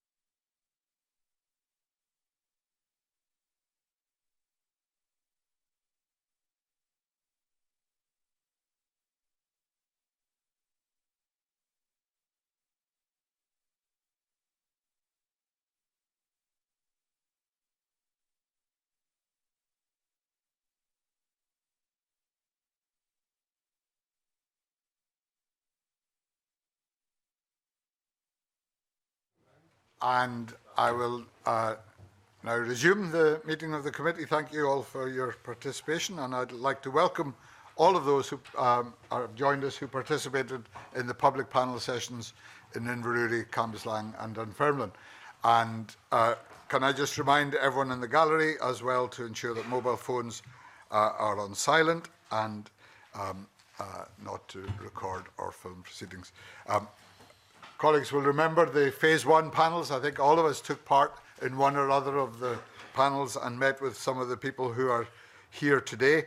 And those panels identified several key themes that have certainly informed the work that we've done on the inquiry into primary care since those panels took place, particularly the focus on technology, a patient-centred approach, workforce planning, and a focus on prevention, and indeed a community-wide approach to well-being. Those were all things that came from you, from the participants in the public panels, and that we carried forward in our evidence sessions. We heard, as many of you will know, from a variety of healthcare professionals in Phase 2 of our inquiry, not just from GPs, but also from occupational and other therapists, from pharmacists, from dentists, from the third sector, and from technology professionals. And we heard most recently from the Cabinet Secretary for Health, whom you will have seen giving evidence again this morning. So we felt as a committee it was very important, before we concluded, before we got down to the business of writing and agreeing a report on our inquiry, felt it was important to come back to yourselves as people who informed the very beginning of it in order to hear from you and to have a discussion with you this morning. Rather than me seeking to introduce everyone else, what I'll do is ask everyone to say very briefly who you are. And starting with myself, I'm Lewis MacDonald, MSP, and I'm the convener of the committee. Hello, I'm Martin Misovic, and I'm staying in Inverurie, and I joined the Inverurie panel. I'm George Adam, I'm Paisley's member of the Scottish Parliament. My name's Craig Henderson, and I'm coming here to a discussion, and I live in Glasgow. So, Emma Harper, I'm an MSP for the South Scotland region. My name is Ade Adenikpekun. I was at the public panel sessions in Inverurie. And I'm David Stewart. I'm an MSP for Highlands Islands region. It's Stacey Smith. I live in Edinburgh. I attended your Dunfermline panel. David Torrance, MSP, Kirkcaldy constituency. Ian Ling, attended the Dunfermline panel. I'm Alex Cole-Hamilton. I'm MSP for Edinburgh West End. George Burton. I attended the Dunfermline panel and live in Edinburgh. Good morning, Brian Little. I'm South of Scotland MSP. My name is Hugh Dunn, and I attended the Cowdenbeath public panel. Excellent. Thank Cambuslang. Thank you all very much for your introductions. And I think we've agreed that you will start by asking us some questions, and I think Stacey was going to kick us off on that front. Yeah, thanks very much. And actually, thank you for the opportunity just to take part in this panel. It was a fantastically engaging and quite empowering experience just to be on that side as both users of healthcare, but also, I guess, the reason that the Parliament and therefore government exists as somebody who lives in Scotland. So thank you. Something that came up quite strongly in our panel, and I believe that in subsequent panels, was prevention and early intervention. And then sometimes we actually use the words early detection. And it was really just to ask the committee members what that appetite is in terms of prevention. We know that there was a lot of talk around improving the education to handle some of the kind of problems with prevention. But we also know that if we're bold now and start to invest in prevention, that inextricably there's a link to secondary healthcare. So if we can take some of the burden off of secondary healthcare, now's the opportunity to be bold in primary. So yeah, just open that to the committee, really. Thank you very much, Stacey. Brian Whittle. Thank you, Convener. My topic. Are we all sitting comfortably? No, I think there is a general recognition that we need to move towards a more preventative agenda, and the impact that will have overall on the health of the nation, if you like. I think the reality is that you talked about being bolder. I think we have to be braver. We have to, to take that step. It's going to shift some funding from one area to another, and it's going to, and that's going to take somebody very brave to do that. I'm your very man. And I think that, but it encompasses so much more. I think what we discovered, it encompasses so much more than just health. You mentioned education. I think education is a huge part of that agenda, and as I said, hopefully what this inquiry will pull together is those kind of notions about how practically, because everybody agrees that's the direction of travel we have to go in, but I would suggest so far no major steps have been taken. So I think you're absolutely right to say that the preventative agenda is something that it might be front in your mind. It's also in our in this Parliament's mind as well. It's taking the leap. So you need to shove us a bit harder. Yeah, absolutely. And I think there was maybe slight nervousness in the panel that there could be a real strong vein that would say it's all about education. And I guess what we've seen in some of the other witness panels was that it's so multifaceted. Putting adverts on Twitter, on social media saying you should eat more fruit and do more exercise will just not be enough. And I think we want reassurance that we understand it's so much more multifaceted than we just get behind and put a really strong message out there, because the message is just one small part of it, tackling social inequality. All the things that underpin how much you engage with that message is more fundamental. Yeah, absolutely. Maybe ask Emma Harper to respond to that. Thanks, thank you, Stacey. I think we are making progress because social prescribing is something that is happening across NHS and in integration joint boards. And when we took evidence from Professor Richard Davison, I just checked to make sure I have the correct name. He talked about when we are providing education for our young folk, instead of using language like social prescribing, maybe we should be talking about lifestyle choices. And so that I agree with Brian that we get it in about the wains and make sure they're educated so that they understand, I guess, how do we look at prevention aspects. But we're seeing work that's been undertaken across NHS boards where type 2 diabetes patients are in remission and they're losing weight and they don't take any meds anymore. And that does take concerted effort and engagement by the multidisciplinary teams, including like third sector organisations as well. So I'm keen to see how we, I guess, promote that, engage that, improve that, and do whatever we can to shift money from acute services into preventative services. Yeah. I'm conscious of how many committee members are keen to respond to our very first question. I suspect there'll be opportunities to respond to questions as we go forward. But thank you, Stacey, very much for getting us going. Adi, I think you have the next question. Okay, my particular area of interest is what's just been mentioned is social prescription. And during the panel sessions at Inverurie, I noticed that social prescribing is actually separated from the future of primary health care in the to-do list of the Health and Sports Committee. And it then occurred to me that the concept of social prescribing has been around for decades, so it's not something that is very new, but yet not many people are aware of it. It seems now to be gaining relevance because of the special challenges of this day and age, where there's an increase in obesity, there is a lot of loneliness around, and then you also have, especially in Scotland, a lot of mental health issues as well. So it seems to me like a cross-portfolio item which cuts across so many portfolios: health, sports, social, housing, finance, education, and all of that. So I was wondering, will the concept of social prescribing be driven solely by through the NHS, or will there be a separate structure put in place to drive the implementation? Thank you very much. And we have looked at it, you're quite right, we have picked it out for a special look, but we see it in a wider context. Alec Colham. Well, it's a great question, Adedokan.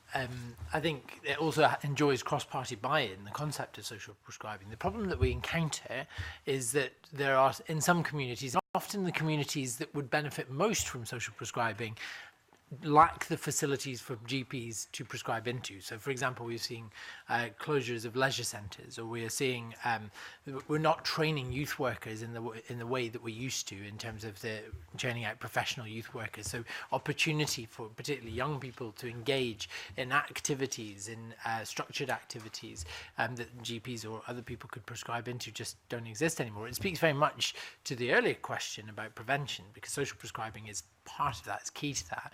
And herein lies a tension, because politicians really struggle to see beyond the date of their next election, the next re-election. So they like to see results immediately. And the big things that grab headlines are cancer waiting times or mental health waiting times. So there are a lot of focuses in reducing the acute care waiting times, the amount of time people have to wait for that acute care, rather than investing in something which may lead to an invisible benefit. We can't measure the number of people we've kept well, but we can sort of see the number of people who need acute care. So it's all wrapped up together. We have the political will, but sometimes that rhetoric is not matched by reality. Thank you, Alex. Adi, did you want to? Just a follow-up to that as well. I realize that the level of awareness among the populace is currently not so high, because I honestly didn't know about it until I started participating in the panel discussion. There are stakeholders such as we mentioned the third sector and others who share the passion for social prescribing. Are there plans in place to educate the populace as well as encourage participation of all these other third sectors and other sectors that we talked about? David Stewart. Well, I think it's a very good, if I can answer your first question first about social prescribing. I think Alec Cole-Hamlin was quite right about the problem is that many of the people that would benefit from social prescribing are very hard to reach groups. When we had one of the GPs from Glasgow a few weeks ago, he was saying that the typical patient that would benefit is very hard to reach and he rarely sees. And it's also easy for us all to talk a good game about active travel, in other words, walking and cycling. But in many disadvantaged areas, there's huge safety issues around that, which is just not going to work.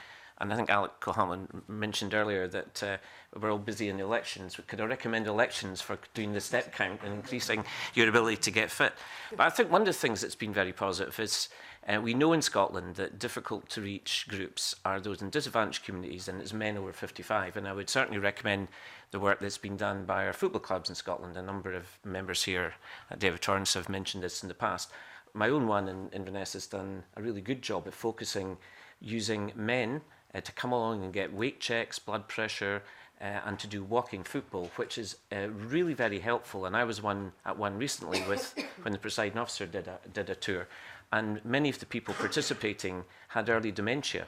And I think having this annual MOT is vitally important.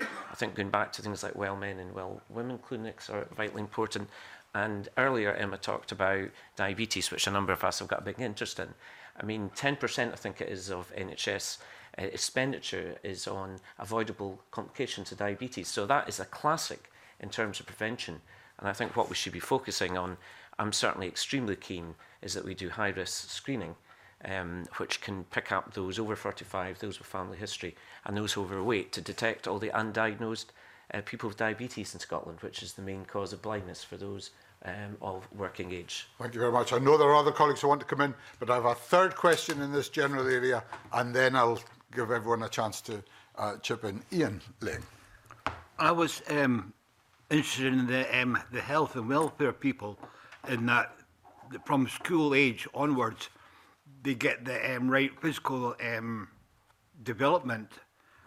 Also, the green spaces that are available for these exercises, like walking or running and that, seem to be diminishing slightly because they're being built upon, which is a very poor thing. The other one I was thinking about was the advertisement of different clubs and health by the third sector for things like that, which is a magazine that for Edinburgh, which is showing you the elderly people of what's available for them in terms of bowlings and walking and badminton and things like that. Yes, I'm quite interested in the idea of the brochure you brought up about the various clubs that are available within Edinburgh, because for me, and to tie it into what we're talking about, trying to get to the most difficult people who GPs generally don't get to see. In my own constituency, we've been working with St Mirren FC, the football club. They're actually based in Fergusley Park, which is an area of deprivation. And we're trying to work with them, the local university and the college, to try and get everything in the one place, because unlike Edinburgh, Fergusley Park has big bit areas of kind of area that we can build on to actually create a centre to, whether it be for sport, but I don't mean for elite sports people, I mean for the likes of you and me, going along and keeping our weight down and make sure we're kind of fit and active lifestyle. And I think if we kind of create something like that, and the football clubs are involved, I know they've all got their community trusts, you know, and St Mirren have got a community trust as well, and they would be taking a project like that forward. They're already doing it with the Fit Fans programme, which I think comes from the SPFL's trust, which is an idea, but I think we should take it to the next level. I think we really need to kind of take responsibility, and some of these football teams need to take the responsibility, because it still is our national sport. We might not be very good at it, but it's still our national sport. And one of the key aspects that St Mirren do a lot of work in the community, and a lot of the clubs do that as well. And I think one of the things you've got to look at is, you know, the chairman once said to the chief executive of Renfrewshire Council at one point, "When are you going to second some social workers to work with me at St Mirren?" Now, everybody thought it was a joke, but it wasn't, because they've probably got more credibility if they're working with a St Mirren perspective or a football perspective than coming from the kind of local authority as well. So I think there's all kinds of different ways and mindsets we can do to kind of take that forward. And for me, that's exciting bit in changing people's lives. Thank you very much. Craig, did you want to come in on this? Yes, I go out to Cumbernauld every week, and I noticed last weekend when I was out with my father out for a walk, in the shopping centre, what I've noticed they've got is one of the shops they've made it into, they're still working on it right enough, and it's child's cafe, something like that. Well, it's called, oh wait a minute, Child's Community Care Cafe, and what it is the children can be put in there for like 4 hours, and they can come out whilst the mother the seniors are in one of the shops. I think it's a good thing. I think people should concentrate on it, because there's so many children just get left stuck in a house all day. We heard evidence about a pop-up shop doing table tennis in a shopping centre, which seemed to be a really good thing for encouraging people to get fit. David, I think key to social prescribing and what you were mentioning about activities out there for the whole of the population generally is, how do we advertise it? How do we know that it's out there? I've got a constituency that is enriched in the third sector and also voluntary groups, but a number of constituents I meet who do not know even the men's sheds in Kirkcaldy or Alzheimer's Scotland's doing special events for people with dementia, and they do it every week, and it's in the centre of the bus station. How do we advertise it? It's out there to the general population that they could go along and help themselves. And I think that's key to it, is actually empowering them to get up and do it and go to it. Ian, did you want to come back on anything, and then I'll take... Just well, for a start, I'd like to reiterate what Stacey said about being a privilege being here. Also, sitting next to a champion football walker is quite enhancing. We've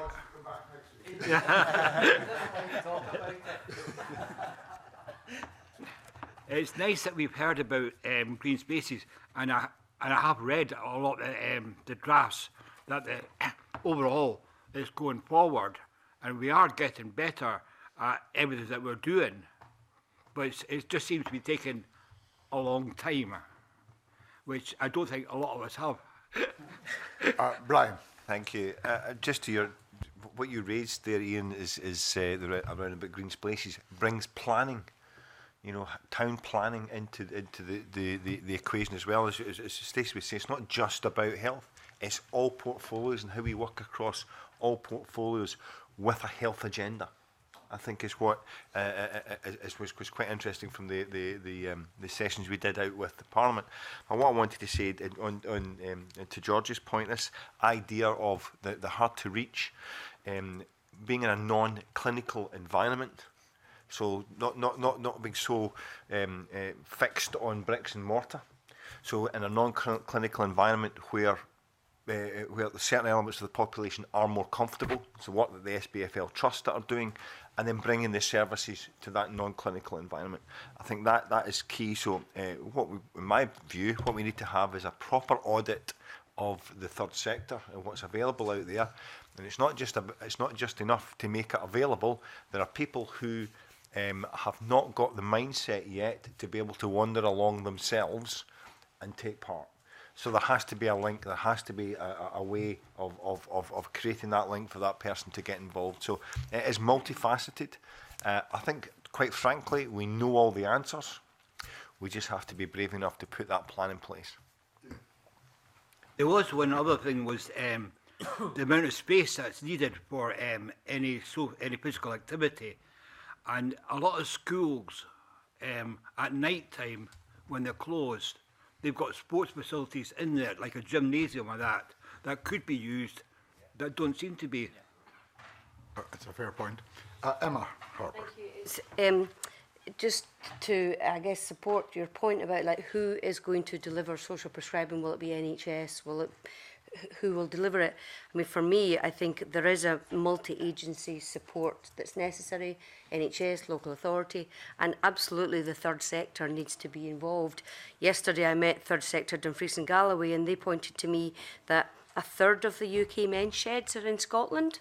So Scotland's really good at men's sheds, and they are currently creating a database, because the database that is in existence, ALICE, which we heard evidence about, doesn't work, or it doesn't work because it's not up to date. So locally we need to make sure that people are aware of what's out there, and that requires sharing of information, social media, newsletters, leaflets as well. And we have changed the language of physical health and mental health. So it's health and well-being now is the way that we're talking, because you can't have physical health without mental health without physical health. So I think we're seeing an evolution in the way that people are addressing, tackling physical health and mental health together as a well-being, and including sport in that. But I think we do have more work to do. Okay. Did you want to come back in on this one, George? Pardon? Yeah. Thank you, convener, and firstly, thank you for saving the best to last, if I may add today. And I echo Ian's point on how grateful we are to have this opportunity to speak to you as well. So thank you for that.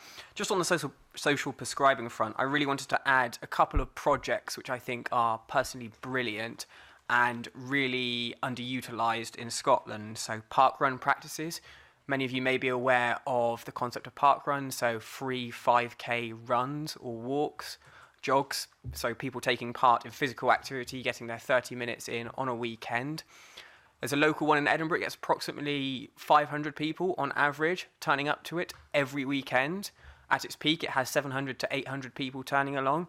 In Edinburgh, there are 7 park run practices that are GP practices that are actively referring to the Parkrun UK scheme, which I think is disappointing. There's 1,372 in the UK, so it's a huge phenomenon, and it's free and it's simple. So I think there's a lot of strategic work we can do around how we raise awareness for those types of initiatives. Other charities that involve maybe some of the wellbeing side of things. So we think about some of the talking helplines, so things like Samaritans. How are we utilising those resources within the GPs that we've got, and where people are coming at first point of contact to our healthcare system? Where is the triage taking place that ensures that people are getting put in contact with these wonderful resources that are free and already exist within Scotland? Thank you very much. Addy, I think you wanted to come back, and then Craig. Yeah, I just wanted to ask that generally, I know there's a lot going on. Are people happy to pay for the services they get through social prescribing? I know that medical prescriptions are free in Scotland, but social prescribing, is it something that will be free in the future, or is cost a barrier at the moment? It was certainly one of the things that we took evidence on, and there were different views. You're right, at the moment, most of the kind of physical activities you might have in mind do charge. Even if it's a modest charge, it's still significant for people of limited means. So it's one of the issues I think will certainly be focused on in our inquiry, is how we address that, taking it forward, going forward. Craig. I'm very glad to notice that over the past few years, like in Glasgow, where people are getting out of the way to help the homeless, etc., and now they're noticing there's hostels, etc., to go to. There still are a lot in the streets, but they're glad, and they're actually getting themselves sorted out. And it's nice to see that. And I think it's very important life continues like that for them to go to, because I remember when I was living off I'd say it was the most horrific thing that ever happened to me in life. It was terrifying, and it's not a life just living like that. There's some people out there, they're not registered with social security, etc. They just don't want to be a part of it. They just want to live the life that they pick, but they don't realise that, whatever, neglected their health so much. Yes, absolutely. Any other points on this general area? I know, Stacey, for example, you asked the first couple of questions. Before we move on to talk about IT and other things, anything else in the social prescribing physical activity area? Are we happy with that? In that case, I shall move on to IT, and a question from Hugh. Thank you, Convener. I would like to speak about information technology and why we don't have it. Everybody agrees that it's essential to have a national IT network, and that we should have a central database containing all the complete records of every individual patient, and every medical professional having unrestricted access to it. If this is so essential, why do we not have one? There seems to be two major problems. The installation. I understand from a doctor friend that it has been tried before and tried to install it in one gigantic operation nationally, and it just didn't work. May I suggest that the installation process be divided up into 3 easier stages. Take each individual GP practice, NDT centre, hospital and community practice, and have them install their own individual system in their own premises. But the one absolutely necessary fact there would be they must all use the same model. They must all be compatible.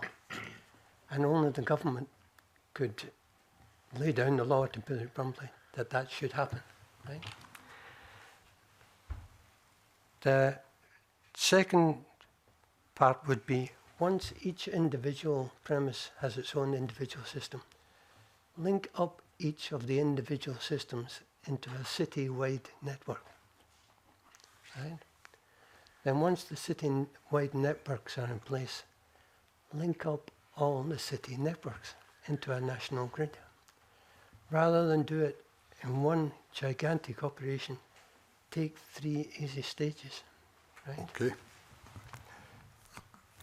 Thank you for that, Hugh. And I know this is another area that we've looked at long and hard in the committee. I see Brian itching to come in on this one. Again, are we sitting comfortably? Brian itching to come in briefly again. Yes.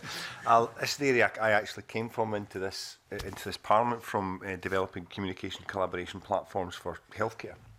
The reality is it's not a technology problem. The technology has existed for a long time. It's a change management program, and how we actually instigate the delivery of this program. So in terms of technology that is available, the bit that's missing is how we train our frontline staff to be able to use that technology. And I think that's what's come out quite strongly in the evidence is how do we give our staff, our NHS staff, the ability and the time to learn how to use the new technology. The only point the only addendum to your points earlier about it should be available to every healthcare technology person. I would disagree with that. I think there should be layered access to that, and that should be up to the individual who should own their own data, who gets access. But as far as your whole premise is correct in terms of delivery, but the biggest problem is is the change management problem. How do we engage our whole system within the technology? Thank you, Brian. David Stewart. Thanks, Craig. Could I just raise and build on Brian's point to look at the use of technology and wearables in health? Again, if I use a diabetes argument, Freestyle Libre is vitally important. You probably noticed Theresa May used to have that. And so basically, for those who haven't followed it, it's a form of continuous glucose monitoring. And many people in the diabetes industry rave about how important that is. But the point I'd like to flag up is that there's problems with access in terms of geography and problems of access in terms of disadvantaged areas. So there's a cost involved and there's strict criteria involved. But there's no doubt that technology has moved dramatically in the diabetes field, even going down to pumps. There was a problem of the supply of pumps across Scotland, and in fairness, that was changed when Nicola was the Health Secretary into targets for each area. So even in the last 5 or 6 years, there has been big developments. So I think technology can change for the good, but we still have the fundamental problem in Scotland of health inequality and geographic inequality, which I don't have an easy answer for, but I know that technology is there and can improve quality of people's life and safety of their lives. Absolutely. Ian? I find that I don't know whether it's just me getting older, but I find that the use of these technologies is getting more complicated. Whereas I would think that the idea is to make it simpler so that more people can use it. But it just seems to be getting way out of the line, getting more and more complicated, which we don't need. I think going back to Hugh's initial question, part of the problem that has arisen is that individual GPs did set up their own systems and different health boards set up their own systems. And the problem is, while in principle you would think bottom-up is good, it means there's a lot of these systems don't talk to each other. And that complexity that you refer to, Ian, is obviously part of that as well. So it's making sure we have compatible technologies, I think, is the key thing. George, I think you had a question in this area as well. Yes, thank you. I just wanted to build on that idea of compatibility and interoperability in terms of, sort of how some of the systems speak to each other. I work in banking, and we had quite a radical overhaul in some European legislation and directives that have come down that mean that there's a system called open banking now that some of you may be aware of that exists in the UK. And basically it's kind of a decentralized platform. They use application protocol interfaces, or APIs for short. And basically what it means is that I own all my data and I keep my own data and I have control over who I share that with, but I can share it with multiple different banks or financial institutions, and they can use that in smart ways to provide collaborative services. For example, I can give my data to Bank A, and I can ask them to store that and keep that they've got what they've got there. But I can also add in data from Bank B, and then they can pull all of that together, and they can do really smart, innovative things with how they manage that. So they can say, I know that your salary comes out of this account, and I know that you also spend a lot of money in this account. Let's pull them all together and work out how much you've got at the end of the month. And I'm kind of questioning, in a health sense, how we're building together those kind of providers and where we're drawing on best practice in the private sector and kind of how we're bringing those sorts of things in. I mean, in particular, I use wearables. I noticed there's others on this panel today that have wearables on or are using them. How are we drawing this information in? Are we sharing this with our GP, and are they kind of pulling that in and using that in a smart and effective way? And maybe if I can talk briefly about kind of a service journey as well of how I book an appointment and how I kind of register with my GP. Speaking on a personal perspective here, when I moved to Scotland, I found it challenging to say the least, and certainly different to my experience down south. The first thing one naturally does is they go on the internet, they kind of look up, well, where is my nearest GP, which sometimes is a challenge in itself to find out even something as simple as that. Then I realised on the internet that there's no obvious way to sign up on the website. I can't enter my details and say, I even know my national health insurance number or my NHS number.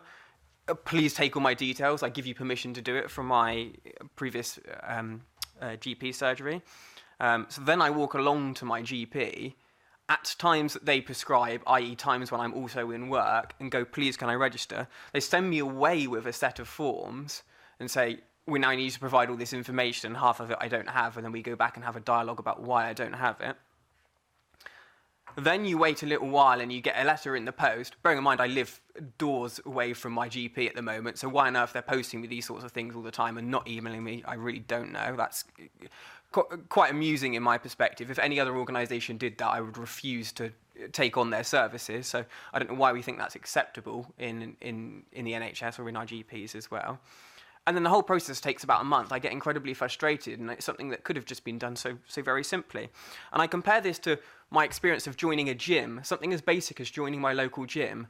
I sign up online, I say, this is the service I want, I put my details in, they give me a code and a PIN to access the building, and they say, which classes would you like? Here's the list of classes we've got on the day. I notice you have a particular interest in legs, or you want to do cardiovascular work. These are the ones these are the trainers. Why am I not doing the same sort of thing with my GP, where I'm coming along and I'm saying, actually, I'm struggling with my mental health at the moment.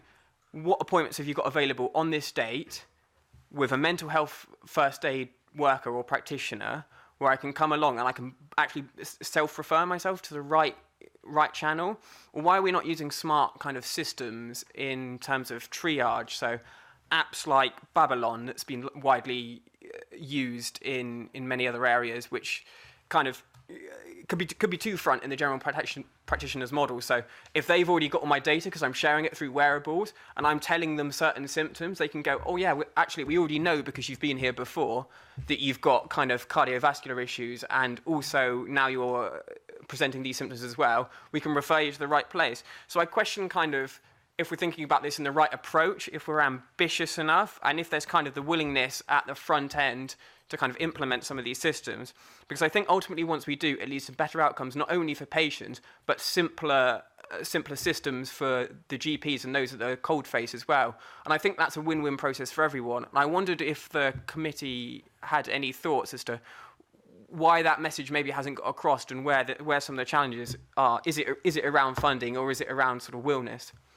Thank you very much, George. There's a lot of questions there, but many of them you will observe were questions we did put to the government and to others.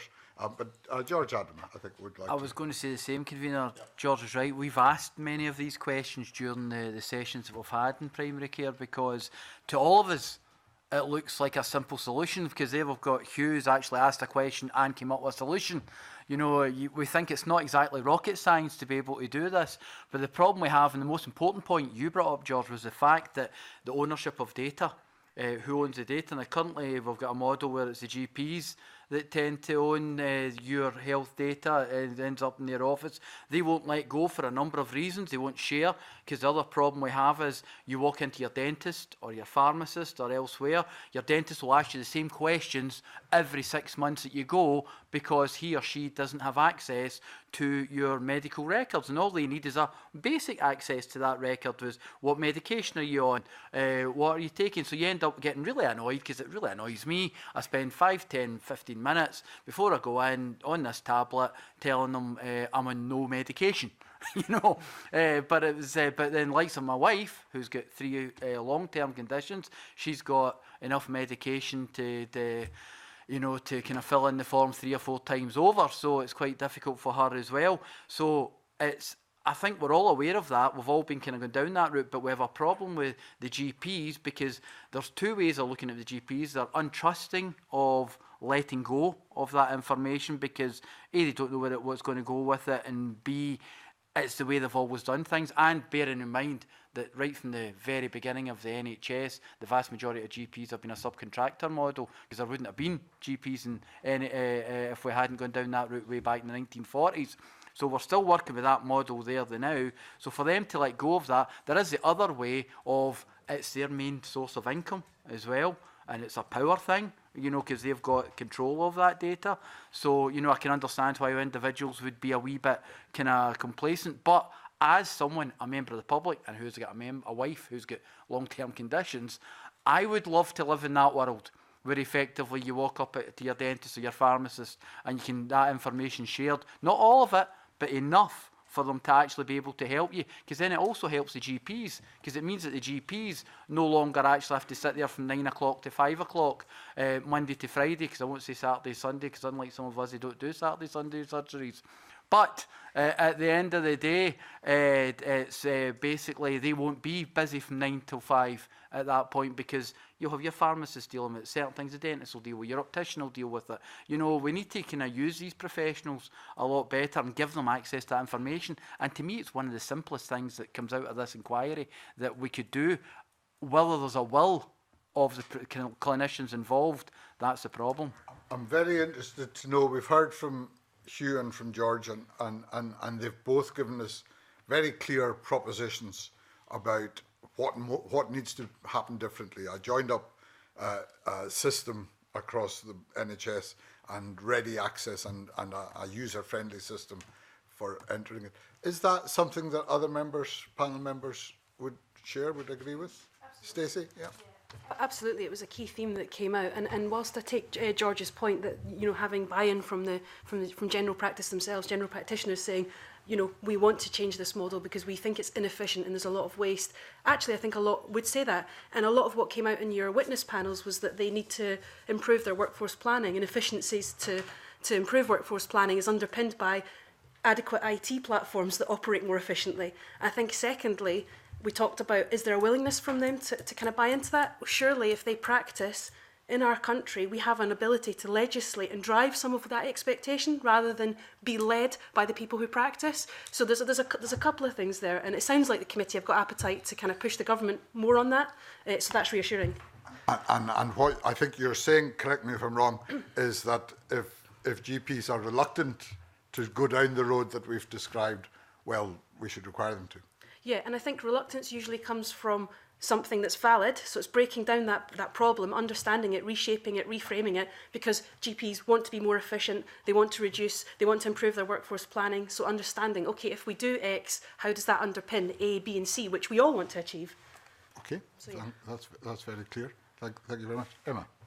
There is complexities about sharing information because some folk might not want to disclose HIV status or hepatitis status, or there was a case yesterday I heard about where a woman was challenging a health board for not disclosing that her dad had Huntington's and she got pregnant, and she said, I might have considered terminating the pregnancy if I had known, because there's now a 50% chance that her daughter will develop Huntington's. So there's issues around protecting data and sharing data and making sure that people don't disclose information that you might not choose to disclose. So there's, and in rural areas, everybody kens your business. So I think we have to be really careful about levels of access to data and not allowing everybody access to everything. Yep. Okay. Adi. Yeah, I was just going to say that maybe there are some peculiar cases or specific cases where people don't want to share data, but maybe overall, maybe a very large percentage of the population want to share data, but nobody has actually gone out to ask them, do you want to share? So I know that maybe for driver's license, organ donors, you have the option to say yes or no when you take your driver's license. But for the issue of medical data, generally nobody has really gone out to say, do you want to share or do you not want to share? Maybe it's just a general assumption that people don't want to share. So if we can move along the line of really going out to ask the people that want to share, and then maybe that would be a good place to start from. Absolutely, and I guess it takes us back to the principle of who owns the data, and if you own the data yourself, then you can decide who you share it with or who you don't. George and then Brian. Just pick up on the point, maybe that GPs are reluctant to go down this sort of route. I think GPs are slowly realising that people are wanting to choose their channel of choice in terms of how they communicate. with their healthcare providers. I mean, you've seen various different initiatives and applications out there that are putting GP practices out of business at the moment. There's examples in southwest London where Babylon and their Health at Hand app have come across and literally put GP practices out of business. So I think GPs are becoming increasingly aware of this. It's at a very simple level, can I Skype someone to share my problem with, or can I, video conference a health professional to be able to discuss with them what my symptoms are and how I'm finding things at the moment. In any other practice of professional practice of life, you couldn't imagine not doing that. Imagine turning up to, any financial institution, any professional services company, or any other private organisation and saying, no, I'm going to pick up the phone to you every time, and not kind of going down that route. I think that's, I think we've had excuse after excuse for reasons for not doing this from GPs. It's as simple as having a Skype account and asking individuals permission, I would have thought, to kind of say, are you happy for these appointments to be done in this manner? I struggle to see why we're not kind of moving more aggressively in this front. I think putting GPs out of business is not probably a widely held objective, but making GPs more accountable and accessible perhaps is. Brian? I agree that's maybe not the message we want, to be sending out from here. Aiding GPs to deliver the proof. The one thing we're talking about access to personal information. I think the flip side of that is who has the ability to input into your health information. For example, you might find a third sector organisation who are delivering some sort of healthcare initiative has no access to your data, but could input into your data so that your GP can see that, for example, in my own area, say Ayrshire Cancer Support, have the ability to deliver therapy in terms of mental health for those who have been unfortunately diagnosed with cancer. So I think their ability to input into your data is just as important as who actually has access to your data for a whole holistic approach to health. Sure.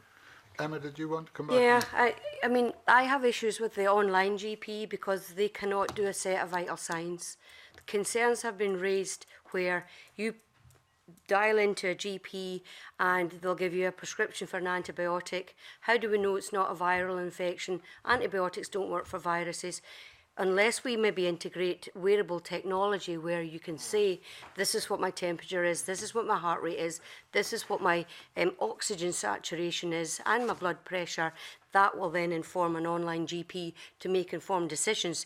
But right now it seems that there are concerns that Worried Well are dialing in and paying 50 quid for an online consultation when maybe there's more to it than just handing over a prescription. So we really need to look at all the issues that come out when we're talking about this kind of access. Thank you very much. Hugh, did you want to come back? Are you okay? I'll take Ian and then David. Ian.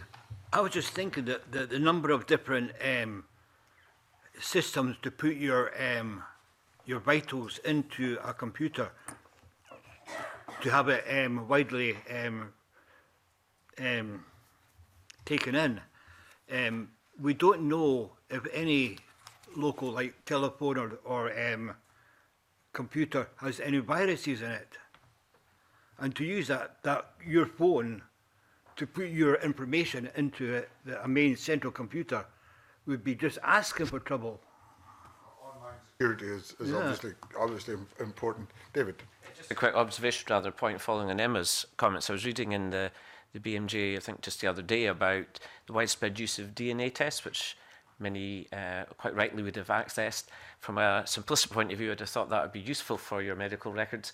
But I was reading, I think it was the Royal College of GPs in England were saying that if someone has a DNA test making some recommendations, it's not necessarily to be followed up because there's been some dubiety about some of the accuracy of the tests. But this is maybe another issue for another day because, again, I would have thought that was a very important raw material for medical records, but it appears that there's some question marks around that.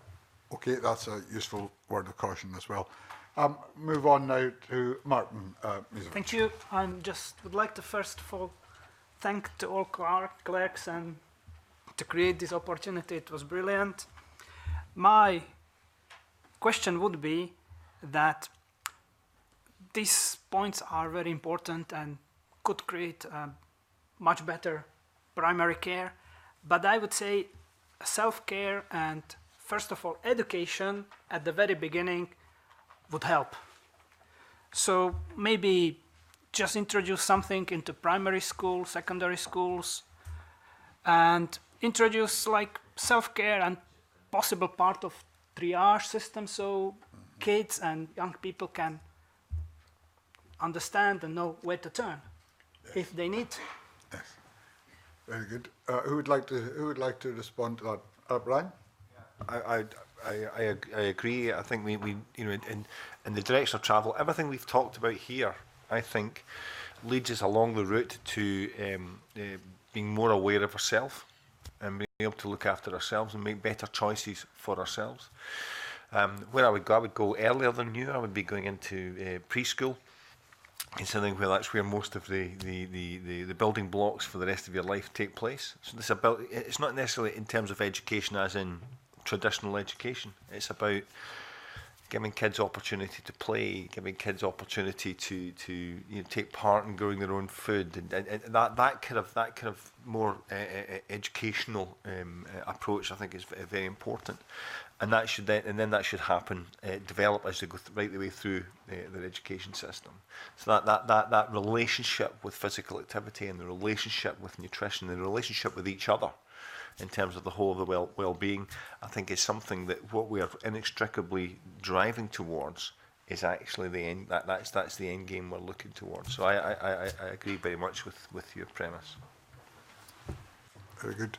Anyone else on that one, on self-management? I think quite a lot of the discussion we've had around patients owning data also imply patients owning some level of control over their own medical treatment, and I think that perhaps relates to your point as well. Yes.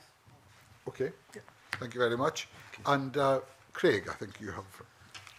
Well, just as we were saying there, what I was wanting to say was lots of there's kids going to school, and not only through personal experience, going to like primary school, which I enjoyed.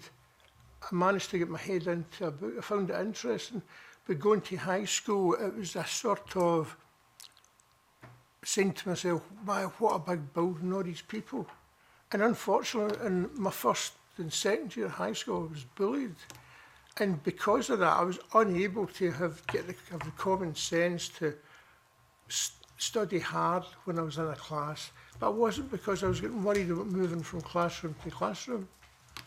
And I still say to this day that some of those teachers must have noticed I was getting bullied. I went through some situations like getting picked on and wanting to have a fight after school ended up, which was actually a horrible, frightening, when I think back on it. But the thing that gets to me, what about kids today that's happening? Whereas today it's things like, there's people who, some psychologists will notice it, there'll be things like they've got autism, they've got Asperger's, and I don't think enough time gets given to those type of people. They're just left to stand by and they have to catch up, and the family don't want to have got a bad name. Thank you very much. It was one of the striking things that we found as a committee last year when we undertook visits as part of the Year of Young People. We discovered how widespread concern about mental health and well-being was among young people, including from quite an early age. So I think your point is well made, and I think, in coming back to Martin's question, we shouldn't see the engagement with young people simply in terms of what's good for your physical health, but also engagement to support people's mental health and well-being is important as well. And Craig, did you have a question about joining up services? Was that one that you had?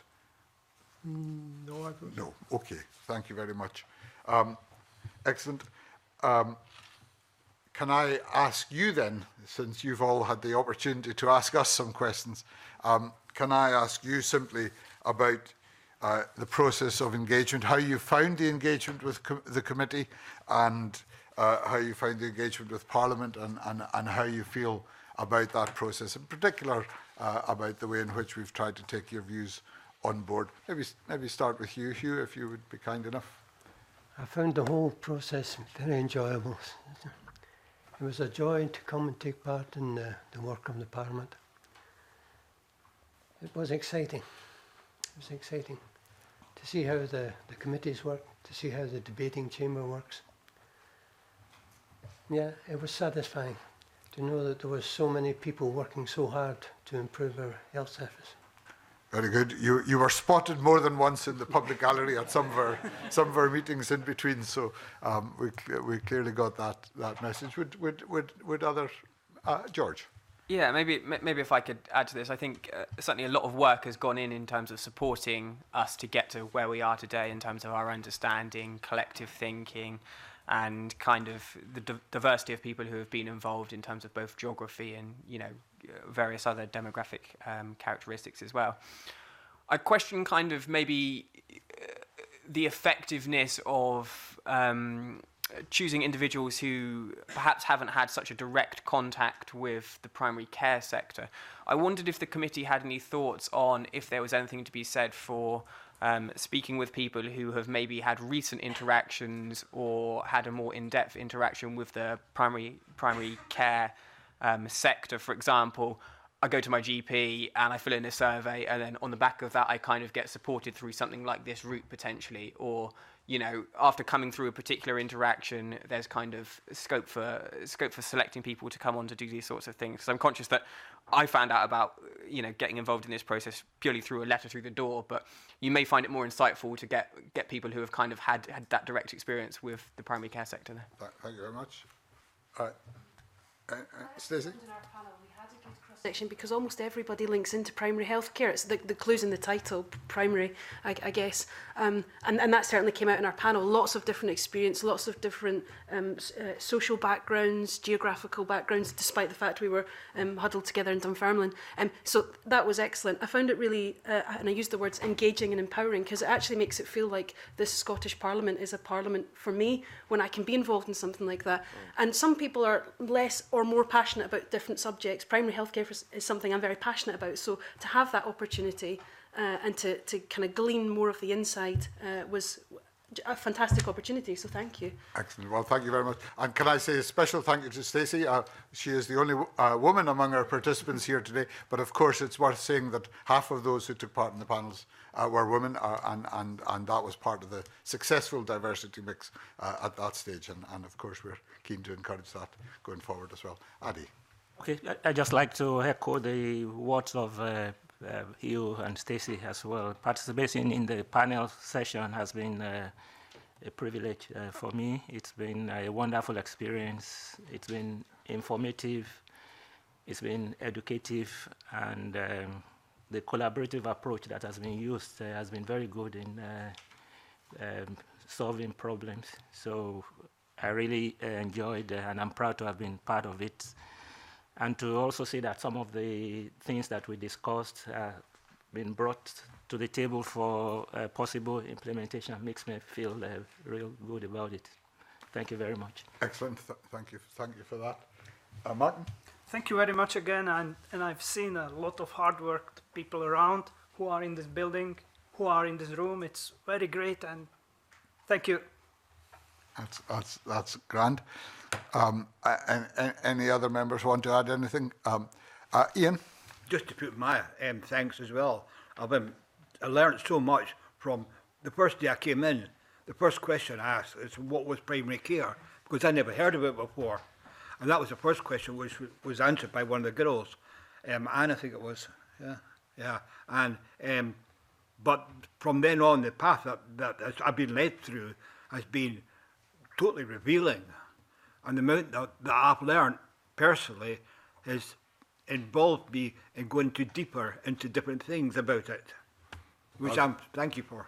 No, well, thank you for that. And I think in a sense that's part of the point, and George made a very valid point. Shouldn't we start with people who are directly engaged in the primary care?